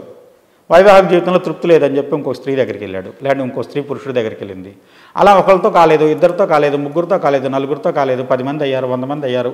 వీళ్ళ జీవితంలో సంతృప్తి ఎక్కడ వస్తుంది? ద్వితీయంలో ఉన్నాడు, ఒక రకమైనటువంటి పరిగెడుతూనే ఉంటారు అటు ఇటు, డబ్బు చుట్టూ తిరుగుతుంటుంది వ్యవహారం. ఎక్కడికైనా సరే ఇప్పుడు వాళ్ళ డబ్బనే కాదు, ఒక పని ఇక్కడ అవ్వలేదు, అక్కడ చూద్దాం, ఆ టేబుల్ నుంచి ఇంకో టేబుల్కి వెళ్దాం, ఆ ఊరి నుంచి ఇంకో ఊళ్ళో ట్రై చేద్దాం, ఇదే పని. ఇప్పుడు రాత్రి దుకాణం సర్దేసేసి వేరే చోటకి మారిపోయే వాళ్ళు చాలామంది ఉన్న కాలం కదా ఇది. చిట్స్ చేస్తున్నారు, కొన్ని కోట్లు కలెక్ట్ చేస్తున్నారు, వెళ్ళిపోయి రహస్యంగా కొన్నాళ్ళు గడుపుతామని చెప్పి వెళ్ళిపోతున్నారు. ఇలాంటివన్నీ ద్వితీయ రాహు ఇచ్చే దోషాలు. తృతీయంలో ఉంది, తన వాళ్ళకి పంచాలి, ఇష్టం లేదు. చిన్న ఎగ్జాంపుల్ రీసెంట్గా నడుస్తున్నది, తృతీయ రాహువే ఉన్నాడు, ఇవ్వాలి, ఇవ్వటం లేదు, ఇవ్వకుండా తగాదా మొదలెట్టారు, దాని కోర్టులకు వెళ్ళారు, ఎక్కడ మనశ్శాంతి ఇద్దరికీ లేదు. అది తృతీయ రాహు, ఎందుకంటే భాతృస్థానం కాబట్టి. చతుర్థం సుఖపడనివరు, మా తల్లితో వైరం, తర్వాత వచ్చేసి తల్లి సంబంధీకులతో వైరం. పంచమరాహు సంతానంతో పడదు. పంచమరాహు చాలా దారుణమైన పరిస్థితులు కూడా చూస్తారు. ఎందుకంటే దాని గురించి లాల్ కితాబ్లో ఏం చెబుతుంటే, first wife or husband may not see the male child, అంటే there is a certainty of getting marriage again. అది క్లారిటీ ఉన్నప్పుడు దాన్ని పోగొట్టుకోవడం కోసం ఏం చెప్తాడు, పరిహారం కూడా చూడండి ఇక్కడ. To nullify the poison position of Rahu, perform the marriage ceremony once again same wife or husband అంటున్నాడు. నీకు జరిగేది నీ జీవితంలో రెండోసారి ఖచ్చితంగా ఉంది. నీ భార్యనే మళ్ళీ రెండోసారి పెళ్లి చేసుకో, ఆ దోషం పోతుంది. ఆ గ్రహం ఏం చేయాలో అది చేశానని చెప్పి సంతృప్తి పడుతున్నాడు. పరిహారాలు కూడా అందుకని తెలివిగా చేయాలి. ఏదో పుస్తకంలో ఉన్న పరిహారం చేసేయటం కాదు, పరిహారాన్ని వాడటంలో కూడా ఒక చాకచక్యం కావాలి. అందుకని దీన్ని ఒక జాతకాన్ని పరిశీలించడం చాలా నిశ్చితంగా పరిశీలించాలి. ఇది నేను చెప్పేది కాదండి, శాస్త్రంలో ఉన్నదే, పుస్తకంలో ఉన్నది. యాస్టీజ్గా ఆ వర్డింగే ఇప్పుడు నేను మాట్లాడుతున్నాను. పరిహారాలు, సర్పదోషం ఉంది, సర్పదోషం చాలా తీవ్ర ప్రభావం చూపెడుతున్నది జాతకంలో, కానీ దాని సొల్యూషన్ ఉంది. ఆ సొల్యూషన్ నువ్వు కరెక్ట్గా వాడావు, ఖచ్చితంగా నీ జాతకం బాగుపడుతుంది.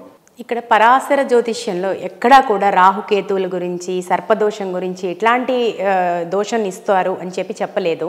కానీ అయినా ప్రాచుర్యంలోకి రావడానికి ఇంత స్థాయిలో కారణం ఏంటంటారు? పరాశరుడి కాలానికి కొన్నిటి గురించి అవగాహన లేదు. పరాశరుడు తర్వాత కాలానికి వచ్చేసరికి ఇవి మీరు బృహత్సంహిత వరాహమీరుడి కాలంలో కూడా రాహుకేతులకి అంత ప్రాధాన్యత లేదు. ఇప్పటికి వచ్చేసరికి అంటే కలియుగ పరాశరుడు మన దాని ప్రకారం మాట్లాడితే ద్వాపరయుగం. అప్పుడు గ్రహణం ఉంది, గ్రహణాల గురించి వివరణ ఉంది, దాంట్లో రాహుకేతువులు ఉన్నారనేది ఉంది. కానీ దాని ప్రభావం ఇంత తీవ్రంగా రాయలేదు. ఎందుకు అంటే అక్కడ కాంతికే ప్రాధాన్యత ఇచ్చారు. ఇక్కడ ఇది కలియుగానికి వచ్చేసరికి చీకటికి కూడా ప్రాధాన్యత పెరిగింది. చీకటి పనులు ఎక్కువైనాయి ఇప్పుడు. అంటే భారత యుద్ధంలో, రామాయణ యుద్ధంలో ఒక రాత్రి కూడా యుద్ధం చేయాల రాక్షసులైనా కూడా. మహాభారత యుద్ధంలో కురుక్షేత్ర సంగ్రామంలో రాత్రి యుద్ధం చేశాడు. అప్పుడే ఘటోత్కచుడు వచ్చాడు, అలంబసుడు వచ్చాడు. అంటే రాక్షసులు కూడా యుద్ధంలో రాత్రి యుద్ధంలోకి వచ్చారు. కలియుగానికి వచ్చేసరికి పగలు ఎంత జరుగుతుందో రాత్రి ఎంత జరుగుతుంది. ఇక్కడ రాత్రి ప్రాధాన్యత పెరిగింది. అప్పుడు రాహుకేతువులు వచ్చారు. ఎందుకంటే మాయ అనేది రాత్రే సాధ్యం. మీకు అమ్మవారు ఉంది, చీకటే. శివుడు ఉన్నాడు, వెలుతురే. కాలపురుషుల్లో పగలు రాత్రి సమానం, రెండిటికి ఈక్వల్ ప్రాధాన్యత ఉంది. మహాకాళేశ్వరుడు అంటే ఏమిటండి? మహాకాళి ఎక్కడుంది? ఆ కాళేశ్వరుడిలోనే కాళీ ఉంది. ఆ చీకటి, ఆయన వెలుతురు.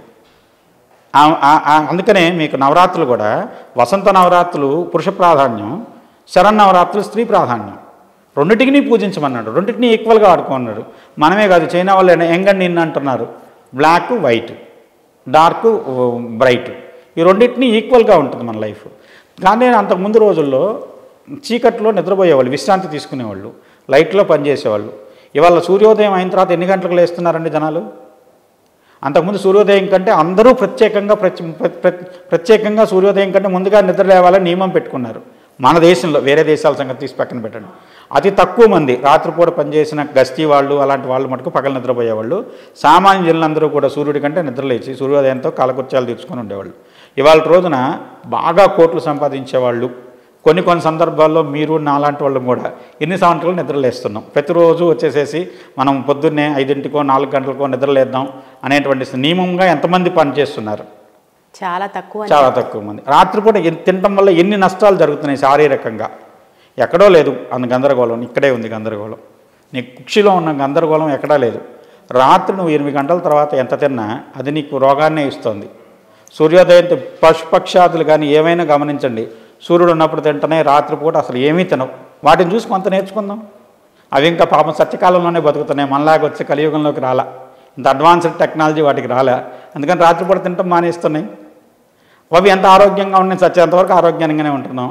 మనం 8 ఏళ్ల వ్యక్తికి షుగరు, 10 ఏళ్ల వ్యక్తికి షుగరు, లాంటి గ్యాస్కి సంబంధించినటువంటి రోగాలు, అనారోగ్యాలు ఇవన్నీ చిన్నపిల్లల నుంచి ఎందుకు వస్తున్నాయి? ఆహారపు అలవాట్ల వల్ల కాదా?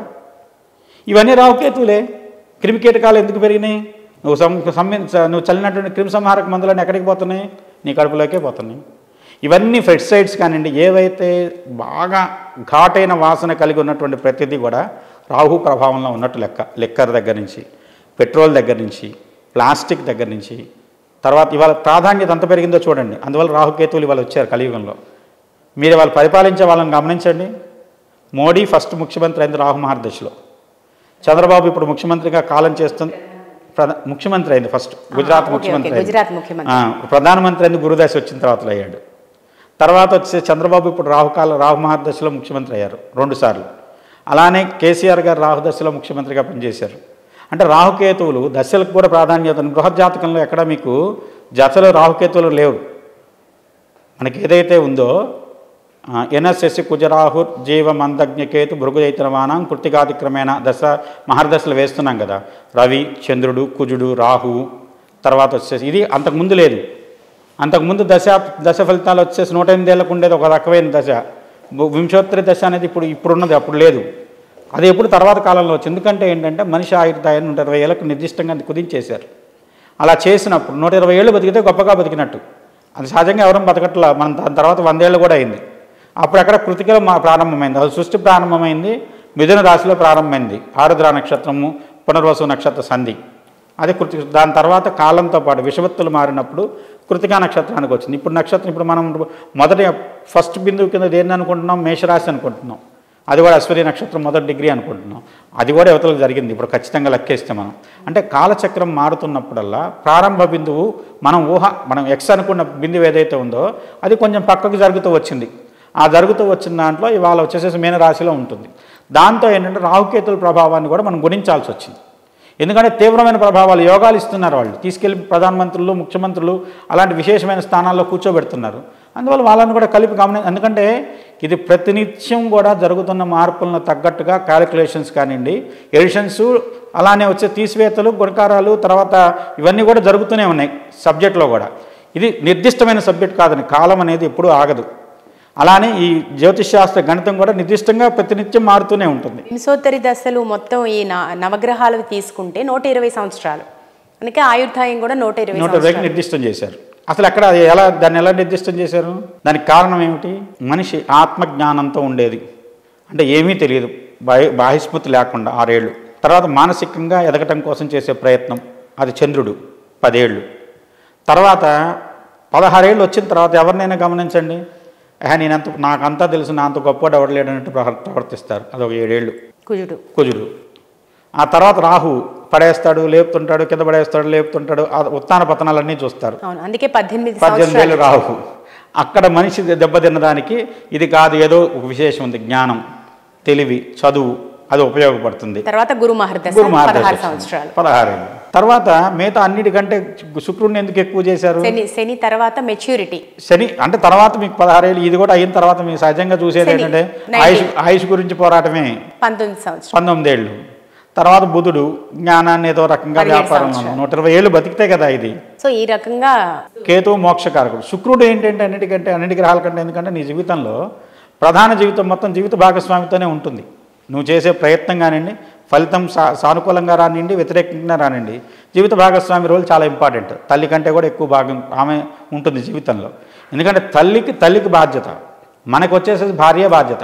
అందుకే మన వివాహంలో సంకల్పం కూడా ఏం చేస్తున్నాడు వ్యక్తి అంటే ధర్మ ప్రజా సంపత్త్యర్థకం శ్రీమద్మహే అంటున్నాడు. అంటే నేను ఎందుకు పెళ్లి చేసుకుంటానంటే ధర్మ ప్రజా సంపత్త్యర్థకం, ధర్మం కోసం, సంతానం కోసం, సంపద కోసం పెళ్లి చేసుకున్నాను.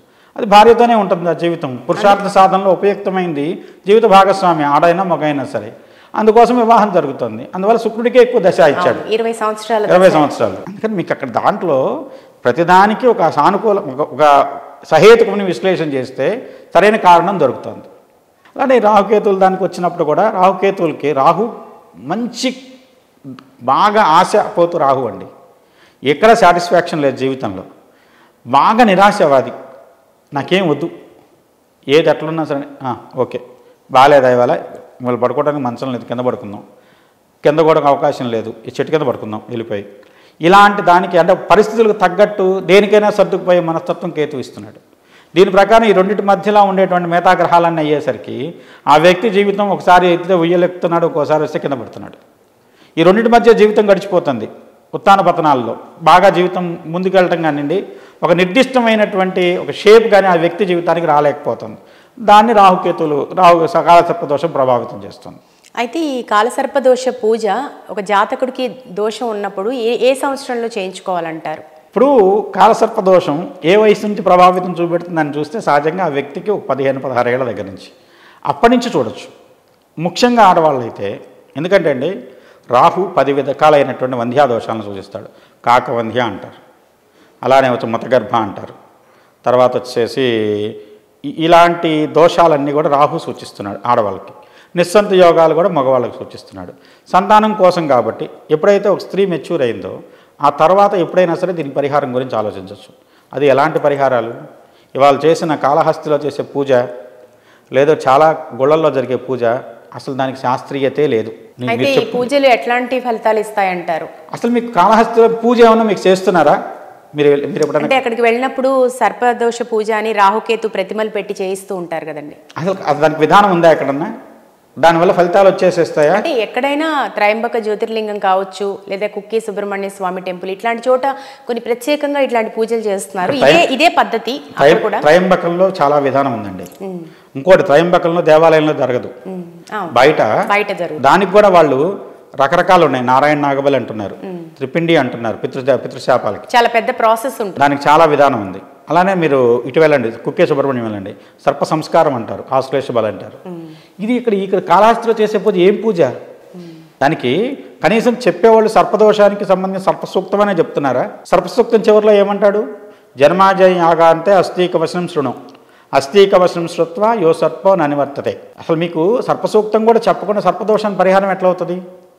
తర్వాత అగస్యం మాధవం చేవ ముచుకుందం మహామునం సఫల్గమాస్తికం చేవ పంచేతాని స్మరేనిసి. ఇవి ఏ రకంగా ఏ సందర్భంలో ఏవి జపిస్తే ఏ రకమైనటువంటి భావంతో మనం వాటిని తలిస్తే ఆ రకమైన ఫలితాలు వస్తున్నాయి.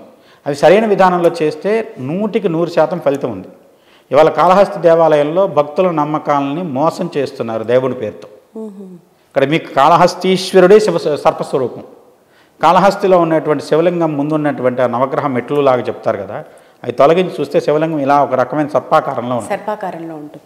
అలానే జ్ఞానప్రసూనాంబ దగ్గరికి వెళ్తే యో సర్ప పార్వతి ఉదయ సదృశ సంస్థ, ఆమె నడుమును చుట్టుకొని ఒక సర్పం ఉంటుంది, అది కేతువు. అంటే స్వామివారే రాహుస్వరూపుడు, అమ్మవారు కేతువు సర్పాన్గా నడుముకి ధరించి ఉంటుంది. వాటిని చూసి మాత్రం చేత దోష పరిహారం అవుతుంది. ఇంకొకటి అసలు దానికి విధానం ఇంత, ఇప్పుడు మీరు శివాలయానికి వెళ్ళారు, ఎందుకని కారణం ఏంటంటారు? ఇక్కడ చాలా మంది పూజారులు కావచ్చు, మీలాంటి జ్యోతిష్యులు కావచ్చు, చాలా మంది చేయించుకుంటూ ఉంటారు కదా, అప్పుడైనా అర్థమైపోతుంది కదా అక్కడ సిచ్యువేషన్. వెళ్ళమని నేను ఎవరితో చెప్పండి, కాళహస్తి వెళ్ళమని. వెళ్ళిన వాళ్ళు కూడా తిడతాను నేను. కాళహస్తి వెళ్ళేదానికంటే శ్రీశైలం వెళ్ళి కళ్యాణం చేయించడానికి మీకు చాలా మంచిదని చెప్తారు. ఎందుకని అక్కడ పండితులకు తెలియదు అంటారా? ఏ రకంగా తెలియదని కాదండి, అలక్ష్యం. వచ్చిన వాళ్ళు అక్కడ ఏంటంటే వీళ్ళేదో టికెట్ పెట్టారు, మాకేం వస్తాయని పూజారులు కానివ్వండి, పండితులు కానివ్వండి. ఇక్కడ ఒకటండి, ఇది కలియుగం, దేవుడి పేరుతో కూడా మోసమే జరిగేది. నిజంగా ఇవన్నీ అవసరం లేకుండా కూడా పరిహరిస్తుంది కాళహస్తిలో కనుక వెళ్తే. మీరు కాళహస్తిలో దాన్ని దర్శించుకునే విధానం కానీ, లేకుంటే వచ్చేసి అభిషేకం సమయంలో శివుడికి ఉన్నటువంటి అది అడ్డు తొలగిస్తారు బిట్లు, శివలింగ దర్శనం జరుగుతుంది. ఆ ఒక్క దర్శనంతో మీకు సర్పదోషం పోతుంది. అమ్మవారికి కూడా అభిషేకం ఉంటుంది, త్రికాలాల్లో చేస్తారు. త్రికాల అభిషేకంలో ఒక కాలంలో మీరు అభిషేకం చేయించండి.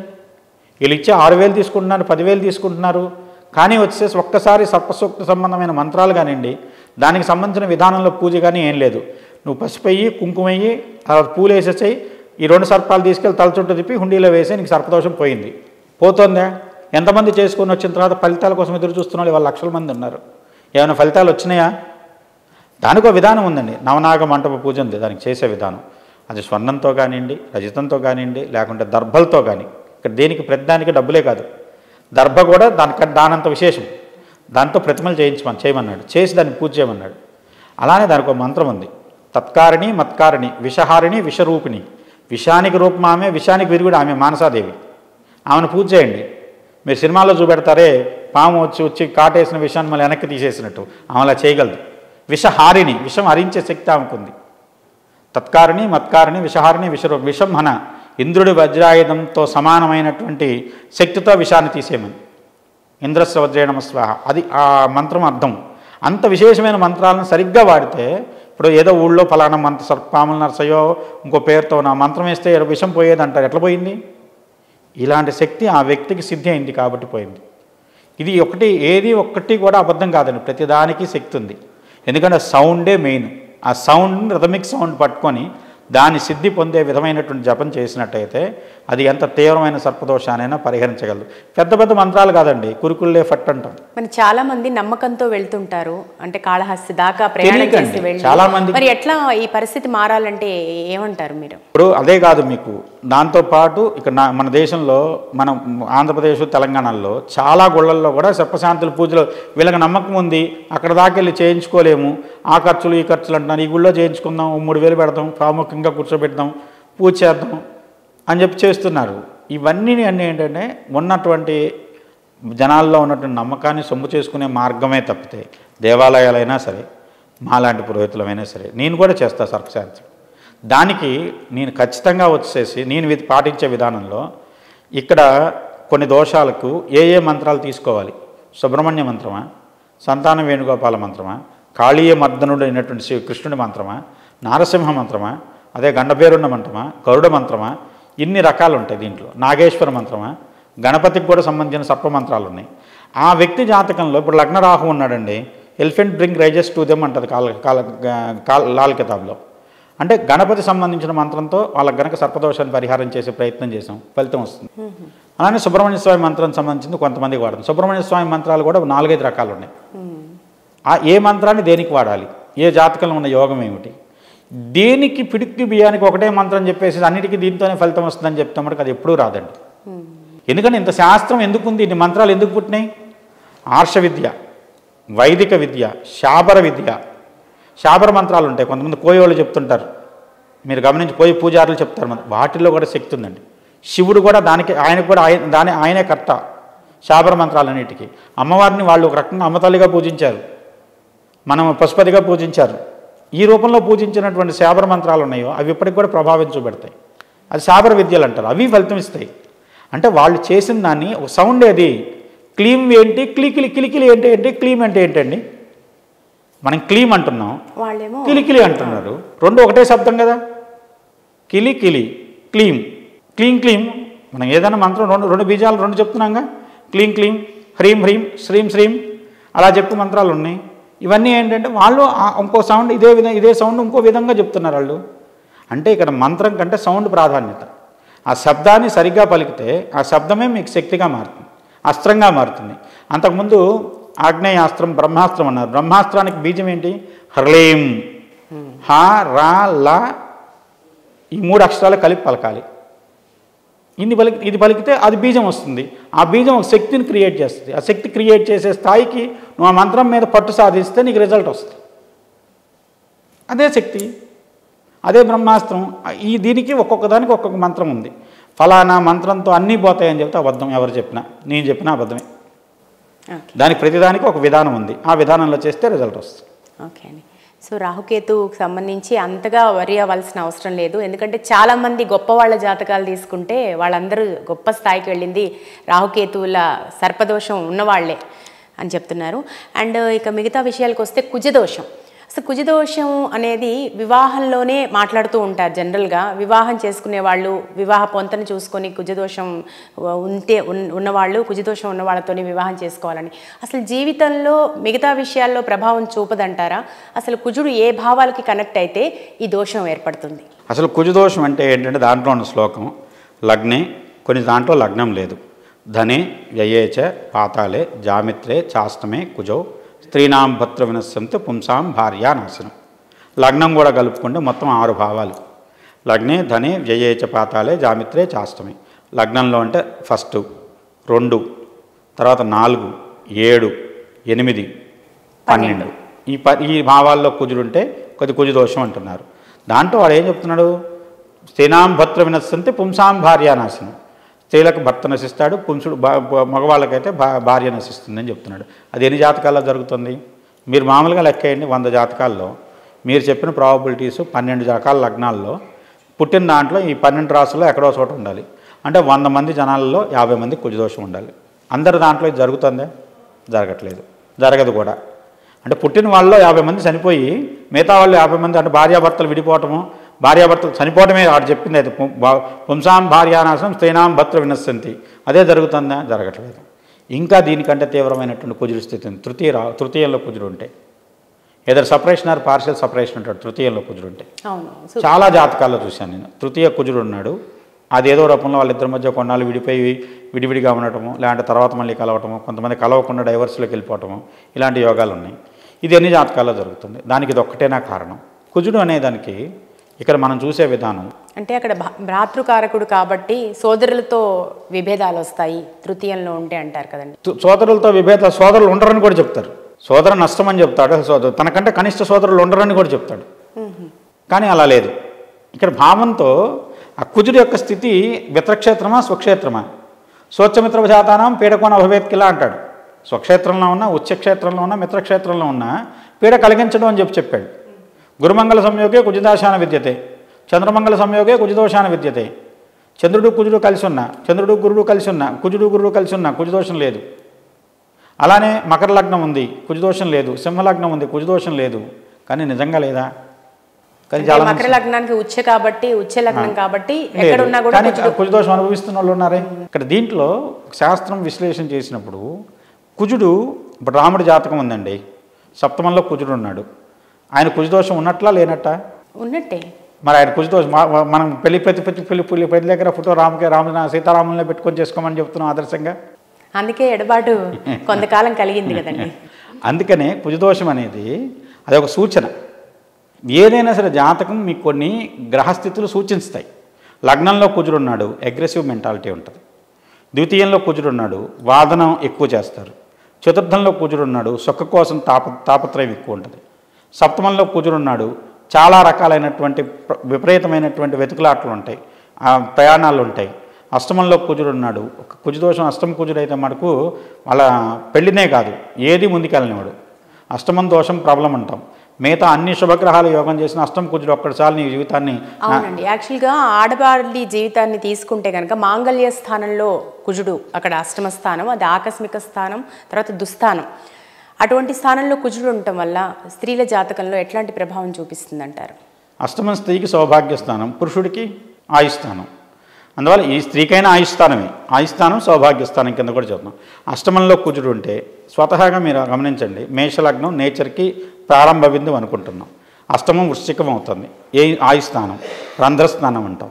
సహజంగా ఏంటంటే అష్టమ స్థానంలో ఉన్న వాళ్ళ ఆలోచన విధానం కుజుడుంటే దేన్ని నమ్మరు, ప్రతిదాన్ని అనుమానంగానే చూస్తూ ఉంటారు. ఈ రకమైనటువంటి నమ్మకంతో ఒక్కొక్కరి నమ్మకాన్ని కోల్పోయి అందరినీ దూరం చేసుకున్నారు అనుకోండి, ఒంటరి జీవితం అయిపోతుంది. వీరికి ఎవరైనా పని చేయాలి, ఎవరో చేయరు, సహకరించరు. ఎందుకంటే వీరు ఎవరికి సహకారం అందించలేదు, ఎవరిని నమ్మకం పెట్టుకోలేదు. వాళ్ళు మాత్రం ఇతను ఎందుకు నమ్ముతారు? అలా క్రమంగా ఒంటరి అయిపోయాడు. దాంతో వచ్చేసి ఈ వ్యక్తి జీవితంలో ఏ పని చేద్దామన్నా ఇతనితో కాని పరిస్థితి ఏర్పడుతుంది. అందువల్ల అష్టమంలో కూర్చున్న వ్యక్తి జాతకం కనుక గమనిస్తే వాళ్ళు చాలా ఈజీగా అయ్యే పనులు కూడా వాళ్ళ లైఫ్లో అవ్వవు. ఎందుకంటే బాగా అగ్రెసివ్ ప్లానెట్ కాబట్టి. అగ్రెసివ్ ప్లానెట్ అంటే ఇంకో అందరి నమ్మకాన్ని కోల్పోయాడు. ఇప్పుడు మనం ఒకళ్ళ దగ్గరికి వెళ్ళాము, మనం ఒకళ్ళు అనుకుంటే కాదుగా, పని చేసేవాడో చేసి పెట్టేవాడో సహకరించేవాడో కూడా ఉండాలి కదా.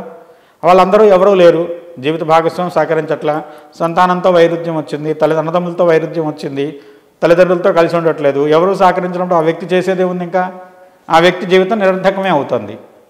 ఇప్పుడు ఒకటి ఎక్కువగా విడిపోవడాలు కావచ్చు, భార్యాభర్తలు, సో ఇట్లాంటివి ఎక్కువగా సూచించటం, అది ఒక్క కుజుడు ఒక్కడి మీద నేరం మోపద్దండి. కుజుడు ఒక్కడే కారకుడు కాదు, అంటే మాంగళ్య స్థానం కాబట్టి అక్కడ కుజుడు అంటే అష్టమ కుజుడు ఉన్న దోషమే, కానీ విడిపోవడానికి కుజుడు ఒక్కడే కారకుడు కాదు, మిగతా గ్రహాల యొక్క స్థితిగతులు కూడా ఉంటున్నాయి. ఇక్కడ నేను అన్నిటికంటే ముఖ్యంగా చూసేదండి, ఇప్పుడు బాగా వాటర్ రిలేటెడ్ సైన్ అండి వాళ్ళ వ్యక్తి, అంటే కర్కాటక లగ్నం కానివ్వండి, వృశ్చిక లగ్నం కానివ్వండి, మీన లగ్నం కానివ్వండి, జల లగ్నాలు. అలానే అగ్ని లగ్నాలు తీసుకోండి, సింహలగ్నం కానివ్వండి, మేష లగ్నం కానివ్వండి, ధనుర్లగ్నం కానీ అగ్నితత్వాలు. ఈ నేచర్స్లో ఫైర్ని ఏం చేస్తుంది? నీళ్లు నిప్పు ఒక చోట కాల్చినాయి, నిప్పు ఆరిపోతుంది తప్పితే నీళ్ళు ఏమవుతాయి? అందువల్ల ఏంటంటే జలలగ్నాల మీద కుజుడి ప్రభావం చాలా తక్కువ ఉంటుంది. అలానే వచ్చేసి అగ్నితత్వాల మీద చాలా తక్కువ ఉంటుంది కుజుడి ప్రభావం. అలానే మీకు వాయుతత్వాన్ని చూసుకోండి, కుంభం, మిథునం, తర్వాత వచ్చేసేసి మనకి తుల. వాళ్ళకు ఉండేటువంటి ఆలోచనలు, ఆశలు, వాళ్ళు బాగా ఎక్కువ డ్రీమీగా ఊహించుకుంటారు. అప్పుడు వాళ్ళు ఎక్కువ ఇబ్బంది పడతారు. అంటే మనిషికి ఉండేటువంటి అత్యాశ, లేకుంటే జీవితంలో ఒక రకమైనటువంటి ఏదో ఎక్కడ కూడా ఒక రకమైన సంతృప్తి లేకుండా ఇంకా గొప్పగా కావాలి, ఇంకా గొప్పగా కావాలి, ఇంకా ఏదో సాధించాలి, జీవిత భాగస్వామి నుంచి కూడా కోరుకోవాల్సినంత వరకు కోరుకుంటే సాధ్యపడుతుందండి. కుజుడు చాలా ఎక్స్పెక్టేషన్స్ ఎక్కువ ఉన్న ప్లానెట్ కాబట్టి అక్కడ ఆ వాయుతత్వ రాశిలో ఉండటం వల్ల హై ఎక్స్పెక్టేషన్స్ ఇంకా ఎక్కువైపోతాయంట. కుజుడు ఎక్కడ పుట్టాడు? మనకి భూమి మీదే పుట్టాడు, భూమి నుంచి విడిపోయాడు. అది సైంటిఫిక్గా కూడా ఒప్పుకుంటున్నారు. మన దాని ప్రకారం కూడా భూమిపుత్రుడు కుజుడు. ఎక్కడ ఆయనంటే అవంతికా దేశం, అంటే ఇవాళ ఉజ్జయిని నగరం ఏదైతే కుజుడు పుట్టిన ప్లేస్ అంట. ఇంకొక కథ ఉంది మీకు దాంట్లోనే.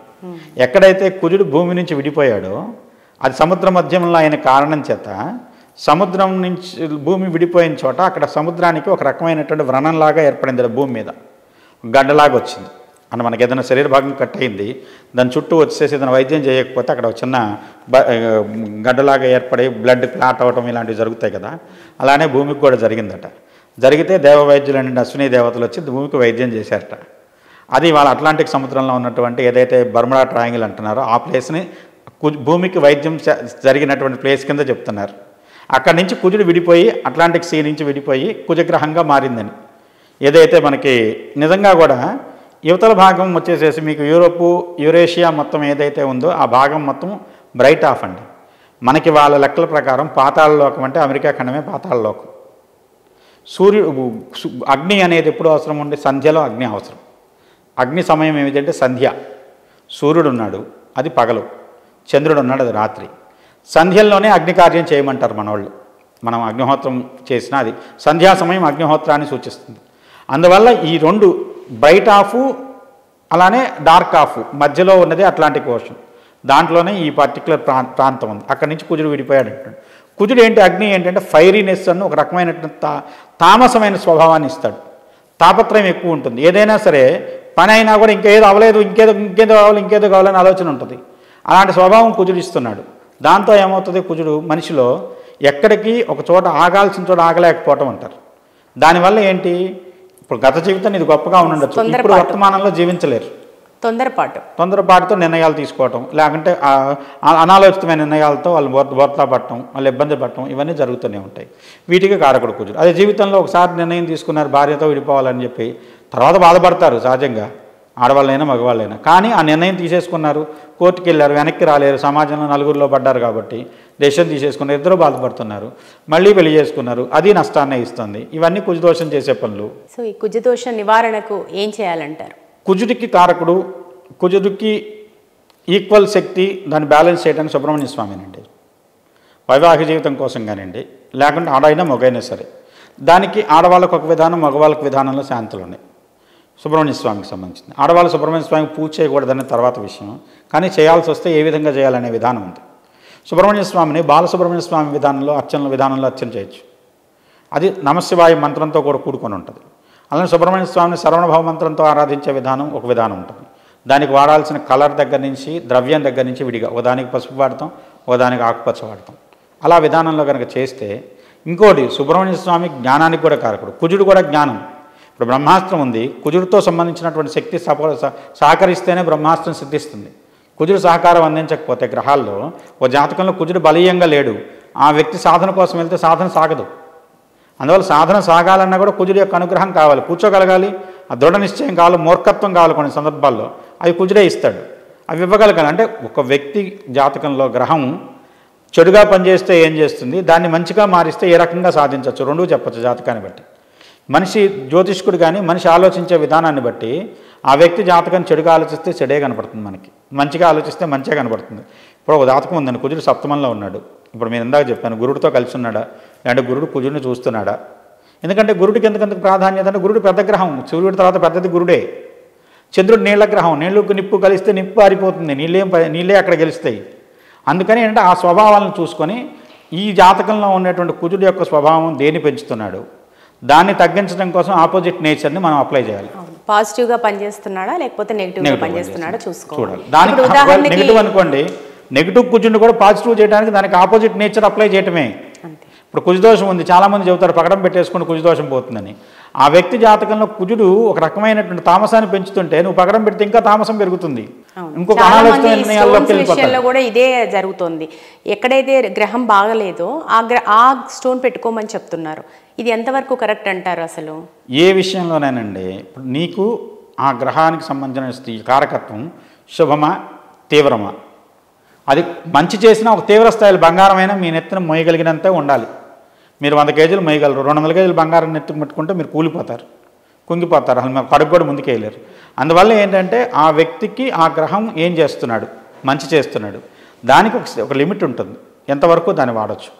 లేదంటే ఇప్పుడున్న మిమ్మల్ని కుజుడు దోషం ఉంది, మీకు ఇప్పుడు నడిచే దశ అంటే బుధ దశ, తీసుకొచ్చి పగడం పెడితే వీళ్ళిద్దరికీ పడదు, వాళ్ళిద్దరూ కలిసి మీ జీవితాన్ని వచ్చే రకమైనటువంటి మరీ వచ్చేసి ఇబ్బందికరమైన స్థితిలోకి తీసుకెళ్తారు. ఓకే, మన మహర్దశకు కూడా మనం ప్రాధాన్యం ఇవ్వాలి, మహర్దశకి ఇవ్వాలి. స్వతహాగా ఆ వ్యక్తి లగ్నానికి ఇవ్వాలి. లగ్నం బలీయమా, నక్షత్రం బలీయమా, అలానే సూర్యుడు ఉన్నటువంటి సాయన రాశి బలీయమైందా, 3 అండి. మనిషి జీవితం ముక్కాలి పీట, ఆత్మకారకుడు సూర్యుడు ఉచ్చిలో ఉన్నాడు, లేదంటే చాలా బలంగా ఉన్నాడు కేంద్రంలో, 3, 6, 10 రవి యోగకారకుడు అంటాం, అలాంటి స్థితిలో ఉన్నాడు, లాభంలో ఉన్నాడు. ఆ సూర్యుడికి కూడా శక్తి ఉంటుంది. ఆ సూర్యుడు ఉన్న రాశి ఏంటో చూసుకోండి. అలానే చంద్రుడు ఉన్న రాశి, చంద్రుడు ఉన్న నక్షత్రం, అలానే వచ్చేసి మీకు లగ్నం ఏ నక్షత్రంలో ఉంది. అందుకనే కృష్ణమూర్తి పద్ధతిలో 7 లాట్స్ని తీసుకొని ఎవరు బలీయంగా ఉన్నారో వాళ్ళది పెట్టమంటారు. దాన్ని బట్టి నీకు రిజల్ట్ ఉంటుంది. అక్కడ పూర్తిగా నక్షత్రానికి ప్రాధాన్యం ఇచ్చారు. అసలు ఇంకోటి వేదాంగ జ్యోతిషం చెప్పేది కూడా అదేనండి. రాసులు లేవు వేదాల్లో, మీరు గమనించండి. నక్షత్రేష్టి ఉంది, నవగ్రహ పీఠిక ఉంది, నవగ్రహ మంత్రాలు ఉన్నాయి, నక్షత్రాలకు మంత్రాలు ఉన్నాయి. రాసులకు మంత్రాలు ఏవి? శ్లోకాలు తప్పితే. రాసులు అనేది మనిషి ఊహ. ఇక్కడ మేషరాశి ఉందా, ఈ నక్షత్రాలు ఇలా కూడితే అది మేషరాశి, ఈ నక్షత్రాలు ఇలా కూడితే అది వృషభ రాశి. నక్షత్రాలు యథార్థం, వేదం చెప్పింది కూడా నక్షత్రాలు యథార్థం, గ్రహాలు యథార్థం, రాసులు లేవు. అందువల్ల ఊహ ఎప్పుడు వేదం ఒప్పుకోలేదు. అందువల్ల వేద ప్రామాణికం ఏంటంటే మీకు శాస్త్రం ఖచ్చితంగా అది యథార్థాన్ని వేదం ప్రామాణికంగా ఒప్పుకుంది. యథార్థం లేని దాన్ని వేదం దాంట్లో చర్చించనే లేదు. ఇప్పటికి కూడా మీరు వేదంలో ఎక్కడికి వెళ్ళినా అతని రాసుల గురించి వర్ణనే ఉండదు. విష్ణువు గురించి వర్ణన ఉంటుంది, రుద్రుడి గురించి వర్ణన ఉంటుంది, శివుడి గురించి వర్ణన ఉంటుంది, అలానే శంభుడి గురించి వర్ణన ఉంటుంది. వివిధ రకాలుగా శివుని రకరకాలుగా వర్ణిస్తారు. లక్ష్మి గురించి వర్ణన ఉంటుంది. సృష్టి స్థితి ప్రళయకలు సంస్థాయే అంటే ఆమె పుట్టుక ముందు నుంచి ఉంది, పుట్టుకలో ఉంది, తర్వాత వచ్చేసి మనకు తర్వాత అంత్యంలోనూ ఉంది. ఆమె ఎక్కడుంది? ఆమె ఎప్పుడు క్షీరసాగరంలో పుట్టిందా, శ్వేతదీపంలో పుట్టిందా, ఆమె ఆ విష్ణుపత్నిగా ఉన్నదా, భృగుపుత్రిగా ఉందా? అంతకుముందు ఏంటి? కానీ అప్పుడు కూడా ఉంది. ఎలా ఉంది? అది ఏంటంటే దృష్టిలో గమనించిన వాడికి దాంట్లో అంతకుముందు ఆమె అంశ ఈ రూపంలో ఒక చెట్టు ఉందండి, బాగా పెరిగింది, దానికి ఒక వృద్ధాప్యం వచ్చింది, లేదంటే కొన్నాళ్ళు అది ఏదైనా అవుతుంది అనుకున్నాం. దాని మళ్ళీ క్రాఫ్టింగ్ చేశారు, దాని నుంచి అంటు కట్టారు, ఇంకో చెట్టు పెరిగింది అక్కడ, దాని నుంచి ఇంకో దానికి అంటు కట్టారు, పెరిగింది. ఇవాళ రోజున గైలో ఉన్న బోధి వృక్షం కూడా ఒకసారి పతనం అయితే మళ్ళీ దాన్ని రీప్రొడ్యూస్ చేసినటువంటి బోధి వృక్షమే గైలో ఉన్నది కూడా.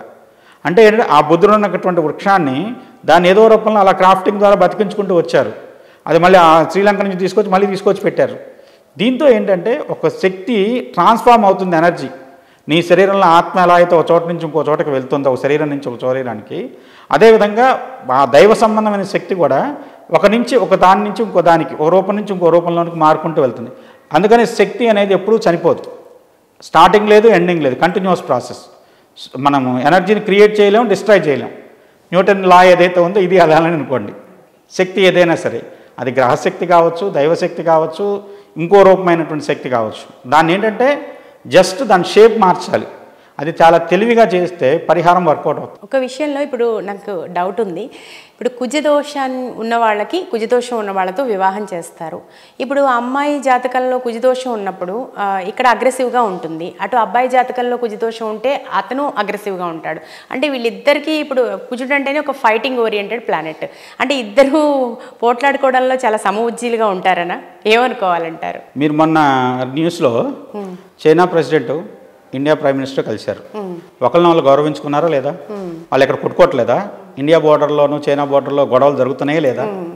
అలా ఈక్వల్ ఎనర్జీ ఆపోజిట్ వచ్చినప్పుడు రెస్పెక్ట్ ఇచ్చుకుంటుంది ఎనర్జీ. మీరు ఎలా అయితే మ్యాథమెటిక్స్లో -*- అంటున్నారా, ఇది అదే లా. అక్కడ అది కరెక్ట్ అయినప్పుడు ఇక్కడ ఎందుకు రాంగ్ అవుతుంది? నీ దగ్గర ఒక శక్తి ఉన్నది, అంతే శక్తి ఇంకో చోట ఉంది. ఈ రెండు ఒకదానికొకటి రెస్పెక్ట్ చేసుకుంటే బలహీనమైన దాన్ని బలహీనమైన శక్తి ఎప్పుడైనా పీడిస్తుంది. ఓకే, అది సృష్టి లా.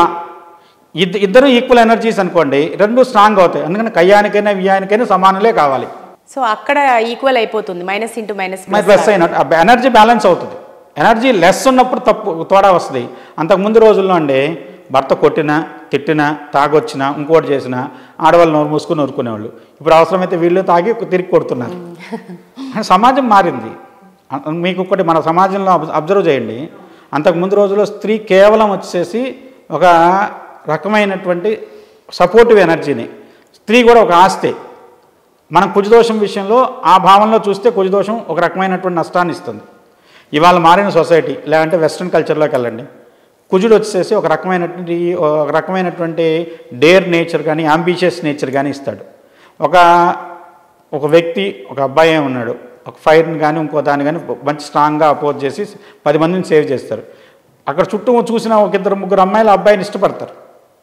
అక్కడ ఏంటంటే నలుగురికి మంచి చేసినా గొప్పగా కనపడినా ఆ రకమైనటువంటి గొప్పదైనటువంటి జీవితంలో వాళ్ళు ఫ్యాసినేట్ చేసుకుంటారు అమ్మాయిలు కూడా, ఆ అబ్బాయితో ఉంటే బాగుంటుందని చెప్పి. అలా ఇంకోటి దానికంటే గొప్ప సంఘటన ఇంకోటి జరిగింది అనుకోండి, ఆ అబ్బాయితో కూడా ఇదే విధమైన ఆలోచన చేస్తారు. అదే మన సొసైటీలో అనుకోండి ఆ రకమైన ఆలోచన చేయరు. అందువల్ల ఇక్కడ ఏం చెప్తామంటే కుజదోషానికి, అమ్మ నీకు దోషం ఉంది, ఇలా అయితే నువ్వు బాగుంటావు, ఆ అబ్బాయితో అయితే నీ జీవితం బాగుంటుంది.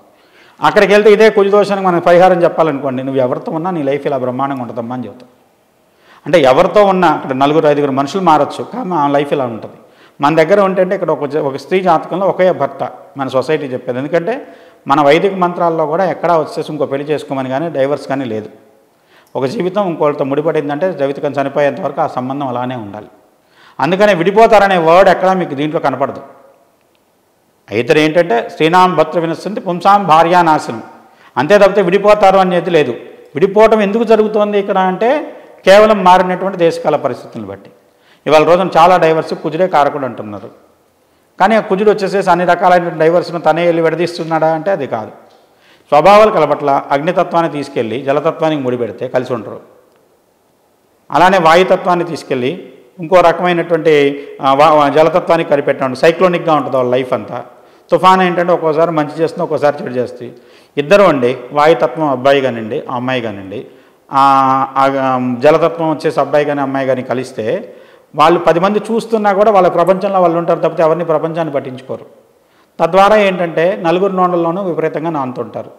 వీళ్ళు ఎవరిని పట్టించుకోవట్లేదు, ఎక్కడ కూడా ఇలానే ఉంటున్నారు చాలామంది అలాంటి స్వభావానికి అది కారణమవుతుంది. అందువల్ల ఏంటంటే ఇక్కడ దీంట్లో నేచర్ ఏంటి, ఆ నేచర్ని ఎలా క్యూర్ చేయాలి, మార్చాలి. పూర్తిగా అయితే మార్పులు సాధ్యపడవు, ఎందుకంటే పుట్టుకతో వచ్చింది మనం పోతే కానీ పోదు. అది బ్యాలెన్స్ చేసుకోవడం కోసం రత్నాలు వాడచ్చు, కొన్ని చోట్ల రుద్రాక్షలు వాడచ్చు, మగవాళ్ళైనా ఆడవాళ్ళైనా కూడా. కొన్ని చోట్ల వచ్చేసేసి పరిహారాలు పూజలు హోమాల ద్వారా సాధ్యపడుతుంది, కొన్ని చోట్ల వచ్చేసి దానాల ద్వారా సాధ్యపడుతుంది. దాంట్లో ఇక్కడ ఏంటంటే కొంతమంది జాతకంలో అంతవరకు విపరీతంగా కొట్టుకుంటారండి. సంతానం కలిగితే ఆ కొట్లాటలన్నీ ఒక దెబ్బకు పోతాయి. అది కూడా కొంత పరిహారం కింద మంచి. సంతానానికి చాలామంది జాతకాలు వచ్చినప్పుడు మీరు వెంటనే సంతానానికి వెళ్ళండి అని చెప్తుంటారు. ఎందుకంటే అలా సంతానం కలిగింది అనుకోండి, ఇక్కడ గురుడు వచ్చేసాడు, అందువల్ల కుజుడు కామైపోతాడు. అబ్బాయి కోసమో అమ్మాయి కోసమో వీళ్ళిద్దరు రాజీ పట్టడం మొదలవుతుంది. ఎందుకంటే స్ఫుతకారకుడు గురుడు. అక్కడ గురుడు ఎప్పుడైతే కంట్రోల్ చేశాడో కుజుడు ఆటోమేటిక్గా కంట్రోల్ అవుతాడు. దానికి ఒక లాజిక్. రాజు రవి, గురుడు మంత్రి, కుజుడు సేనాధిపతి, శుక్రుడు కూడా సేనాధిపతి. కానీ శుక్రుడు వచ్చి స్వార్థం ఉంటుంది. గురుడు ఏంటంటే రాజక్షేమమే కోరుతాడు. అందువల్ల సేనాధిపతి ఎప్పుడు గురుడిని మంచి కోరే గురుడిని రెస్పెక్ట్ చేస్తాడు. అందువల్ల గురుడు అనేవాడు ఎప్పుడు కరెక్టే కాబట్టి గురువు చెప్పిందే రైట్ అని కుజుడు కూడా ఒప్పుకుంటాడు. అందువల్ల ఏంటంటే కుజుడు ఎప్పుడైతే కుజదోషం ఉన్న జాతకంలో గురుడు యాక్టివ్ అయ్యాడు అనుకోండి, ఆటోమేటిక్గా కుజదోషం న్యూట్రల్ అయిపోతుంది. అందువల్ల కొన్ని సందర్భాల్లో పుష్యరాగం పెట్టామనుకోండి కుజదోషం కంట్రోల్ అవుతుంది, పెళ్లి కాని చోట పెళ్ళి అవుతుంది, భార్యాభర్తల మధ్య గొడవలు సమస్యపోయి ఇద్దరు అన్యోన్య దాంపత్యంలోకి వెళ్తారు. అది ఆ గురుడు అక్కడ కరెక్టా, శుక్రుడు కరెక్టా, చంద్రుడు కరెక్టా అనే దాన్ని బట్టి ఆ స్టోన్ కూడా అప్లై చేయాలి. కుజదోషం ఉంది పక్కన పెట్టేసుకోండి, లేకుంటే వచ్చేసి నీకు ఇలా కుజుడు ఈ దశ నడుస్తుంది పక్కన పెట్టండి, ఈ రకమైనటువంటిది లేదంటే మీరు ఈ నక్షత్రంలో పుట్టారు ఈ రత్నం పెట్టండి, తలకాయ నొప్పి వచ్చింది చారడనేయండి, జ్వరం వచ్చింది క్లోజ్ చేయండి అన్నట్టేది. దానికి సబ్జెక్ట్ కాదు.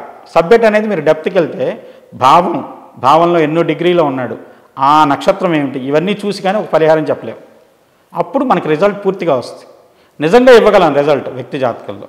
ఇప్పుడు డాక్టర్ ఎలా అయితే ఔషధం ఇచ్చి మందు తగ్గిస్తున్నాడో, ఇప్పుడు మనం కూడా ఏంటంటే దీన్ని ఒక మెడిసిన్ లాగా వాడితే రిజల్ట్ వస్తుంది. కేవలం ఉన్న భావాన్నే కాకుండా నక్షత్రాన్ని ఇతర గ్రహాలతో అన్నీ చూసుకొని గురుస్థానాన్ని చూసుకొని మాత్రమే కుజదోషాన్ని మనం పూర్తిగా ఎంత % ఉందనేది చెప్పాలండి. అలాగే ఓకే అండి, కుజదోషం గురించి చాలా బాగా తెలియజేశారు గురుగారు. మీరు బాలారిష్ట దోషం గురించి, అలాగే కాలసర్ప దోషం గురించి, కుజదోషం గురించి చాలా చక్కగా వివరాలు తెలియజేశారు, పరిహారాలు తెలియజేశారు. స్టూడియోకి వచ్చి ఈ వివరాలు తెలియజేసినందుకు నమస్కారం.